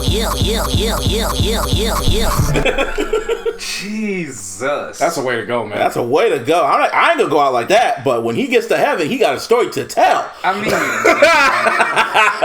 you're saying that's a way to go, but he basically died choking on his own vomit, bro. That's a way to go. Can't imagine. But he lived his best life up until that moment. I understand everything that happened previously. I mean, are we gonna complain about, the final moments, or are we gonna talk about the entire duration of his final moments? Because if we're gonna talk about the final duration, you can't just let 10 to 12 minutes discontinue what took place those first 2 hours. I'm sorry, that nigga going like hard. I said, I get it, but damn, just the actual way he died. Imagine the person writing all that. Imagine the person writing all that shit down with a straight face and then reporting about it. There's no way he freaking wrote that shit down with a straight face, dude. That's a way to go out. Imagine them reporting it on the news. Imagine the news anchors. That's some fucking, what's his name? Anchorman. Shit. Some Will Ferrell shit. That's some Ron Burgundy shit. Yeah. I was saying, the best way for me to go out, I always say, is just me eating Wingstop. It's one of the best ways to go. But this man. This man. YOLO. YOLO. Can you imagine if he survived, though, and then they found out he went there when he was supposedly left because he was sick? Hey, man. You know how much bags he would have gotten? He would have had a big old smile on his face. Imagine watching him on the news every morning and thinking, because all these news anchors, they all look the same to me. They all look young. They all look young in the face. Ever since I was a kid, they all look the same. Imagine if he's like, oh yeah, that guy, he died from just putting shit up his ass and having a whole big ass gay ass orgy. The only way this would have been better is if that rock was actually Viagra he stuck up his ass. Oh my God. Probably was mixed with it. This is meth. Whatever. This is meth. Cocaine's a hell of a drug. Anyway, I don't know what you can mention with that, but again, man, it's all about just stepping out your timeline. You just gotta see. I know, but I did see that. I did read. I was meaning to read that shit. I remember seeing that, but that's one hell of a way to die. Whew. Anyway, on your own terms, man. Seriously, I respect it. Anyway, New York is banning discrimination against people with natural hair, so that's a round of applause. Oh, that's definitely a round of applause. Racist motherfuckers. It's about damn time. Seriously. Does that include schools as well? Yeah. Yeah. So that's important. Mm-hmm. Oh, for sure. Tired of all these young kids getting sent home because of how their hair isn't conformed to what others think that it should look like. You feel me? Nah, fuck out of here. Or like that wrestler who had to chop off his dreads. Exactly. You know what I mean? That's some bullshit. That is some bullshit. No, it's definitely a step in the right direction. I'm not going to be completely satisfied until that shit makes its whole way nationwide, besides Mississippi and Florida. Yeah. We know how that's going to go. Yeah. In Aubrey news, God's Plan went diamond. That's a round of applause. I thought I was going to give a ding. No, that's a round of applause, man. Your single goes diamond in 1 year. Yeah. I thought it went diamond last year, actually, but kept going platinum every month, every fucking month. I still can't believe this is one of his biggest singles, because honestly, song wise, it's his weakest one. And it was the EP test out track. Yeah, he wanted to see what worked. Yeah, and that worked beyond wonders. So. Props out to him, man. Well, we already talked about Aubrey enough. I mean, you can do that, but I mean, you know what I'm saying? I know. I'm supposed on Twitter. I'm supposed to be the Drake hater. I'm the Drake hater. I should be disgusted by it. I should be like, but I don't. You gotta give credit to what it's due.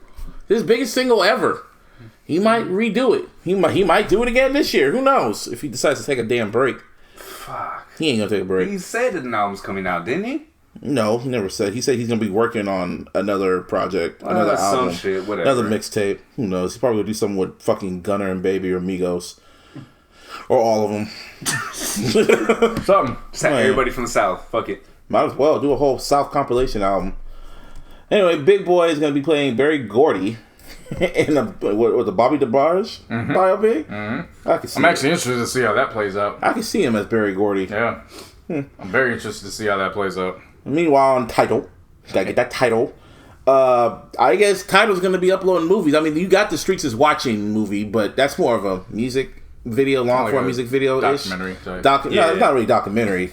It's more of a music video. It's like Streets is Watching is like a is a movie, music video ish, but it's a music movie. Music, whatever. Visual album. How about that? There you go. That works. But Tidal's like, fuck all that. They just today, as we're recording this, they uploaded Paid in Full on Tidal. That's big. That is big. So all you gotta do now. Because I'm pretty sure that Paid in Full isn't on Netflix anymore. Yeah, I'm gonna recheck that just to make sure. But yeah, I was like, oh shit. All right, that was really random. And well, it's not really random because Paid in Full is also like produced by Damon Wayans. Yeah, not Damon Wayans. Damon Wayans. What? What's his name? Dame Dash. Come on, bro. I was thinking of Damon Wayans for whatever reason. But it's also funny because we didn't talk about this, but he apologized to Hov and them. Yeah, the Lakers just scored with 1 minute left on the clock, and they're up by LeBron James. But that's the shit that I fucking down by 2. I love when he does. Mm-hmm. Just go straight to the rack, bro. Ain't nobody can stop you. Yeah, that's what if he has gas. You're fucking 6'9" and what? Sometimes I feel like LeBron doesn't know his powers. Just like, man, anyway. I said he was up to 280. I don't know, shit. Anyway. And finally, my favorite guy from Last Chance U, JB, a.k.a. Jason Brown, from season 3 of Last Chance U, which I would love to party with, I would never want to work with. Well, he resigned from, what was the team called? You forgot? I forgot. Whatever. Somewhere in Kansas. Kansas City. Whatever. He resigned from his coaching. Or some shit. Liberty. Or Independent. And Lincoln. One or something. Some was an L. Yeah. Well, he had to catch this L. So he had he resigned from his coaching. That was a backcourt they got away with. Sure did. I copped that. And there's 42 seconds driving down the lane and foul. Yep. Anyway, yeah. He got he had to resign because he sent out text messages saying "I'm your Hitler" to a German player. Sounds about reasonable. Sounds like something he would say too. If you all saw season 3 of how he was, that sounded like something he'd say. And I'm just like, and they just finished wrap of season 3, so you know they're gonna have that fucking what's it called? You know what he said? He stays for like 2 years and then he leaves. So you know his tenure was up. I mean, it was only his first year. I was gonna say that's like his history. Yeah. He goes and changes the program, has them winning games, and then he leaves. And then when you watch, if you just watch season 3, don't watch none of the other seasons, Martine. Okay. Just watch season 3 of Last Chance U. Ultimate fuckery. That's all I'm gonna say. I love that. You watch the other for sure. There's actually players from the second season ended up in this fucking big ass murder trial and shit. Yeah, that's in the wrap up. That's in the wrap up though. But man, and that is nope. Start fouling. And JB. I guess the Warriors are about not the Warriors. The Lakers are about to lose. Yep. Anyway, so man, that's that. Yeah, so this is episode 123 of the Illogical Sense podcast. You can follow me on the Twitter. At Mr. Busby408. You can follow the podcast on iLLogicalSP. Follow the Instagram at The Illogical Sense. And, of course, follow us on the Facebook. Of course, you can hit me on all social media platforms. JC No. Final playlist the final Black History Month themed playlist will be out on Thursday. Listen to the playlist, too, of our playlist. Yeah, the final update should be up now. I think we're even at this point where there's so much music now. We're probably gonna have to wait till the March. Wait till next month, man. I'm already started. Drop that next week. Might as well. It'll be over with anyway. February will be over with anyway. It was a decent Black History Month. No, it wasn't.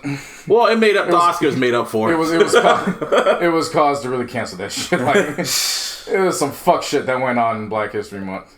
Oh wow, the LeBron charge and he's mad. Yep.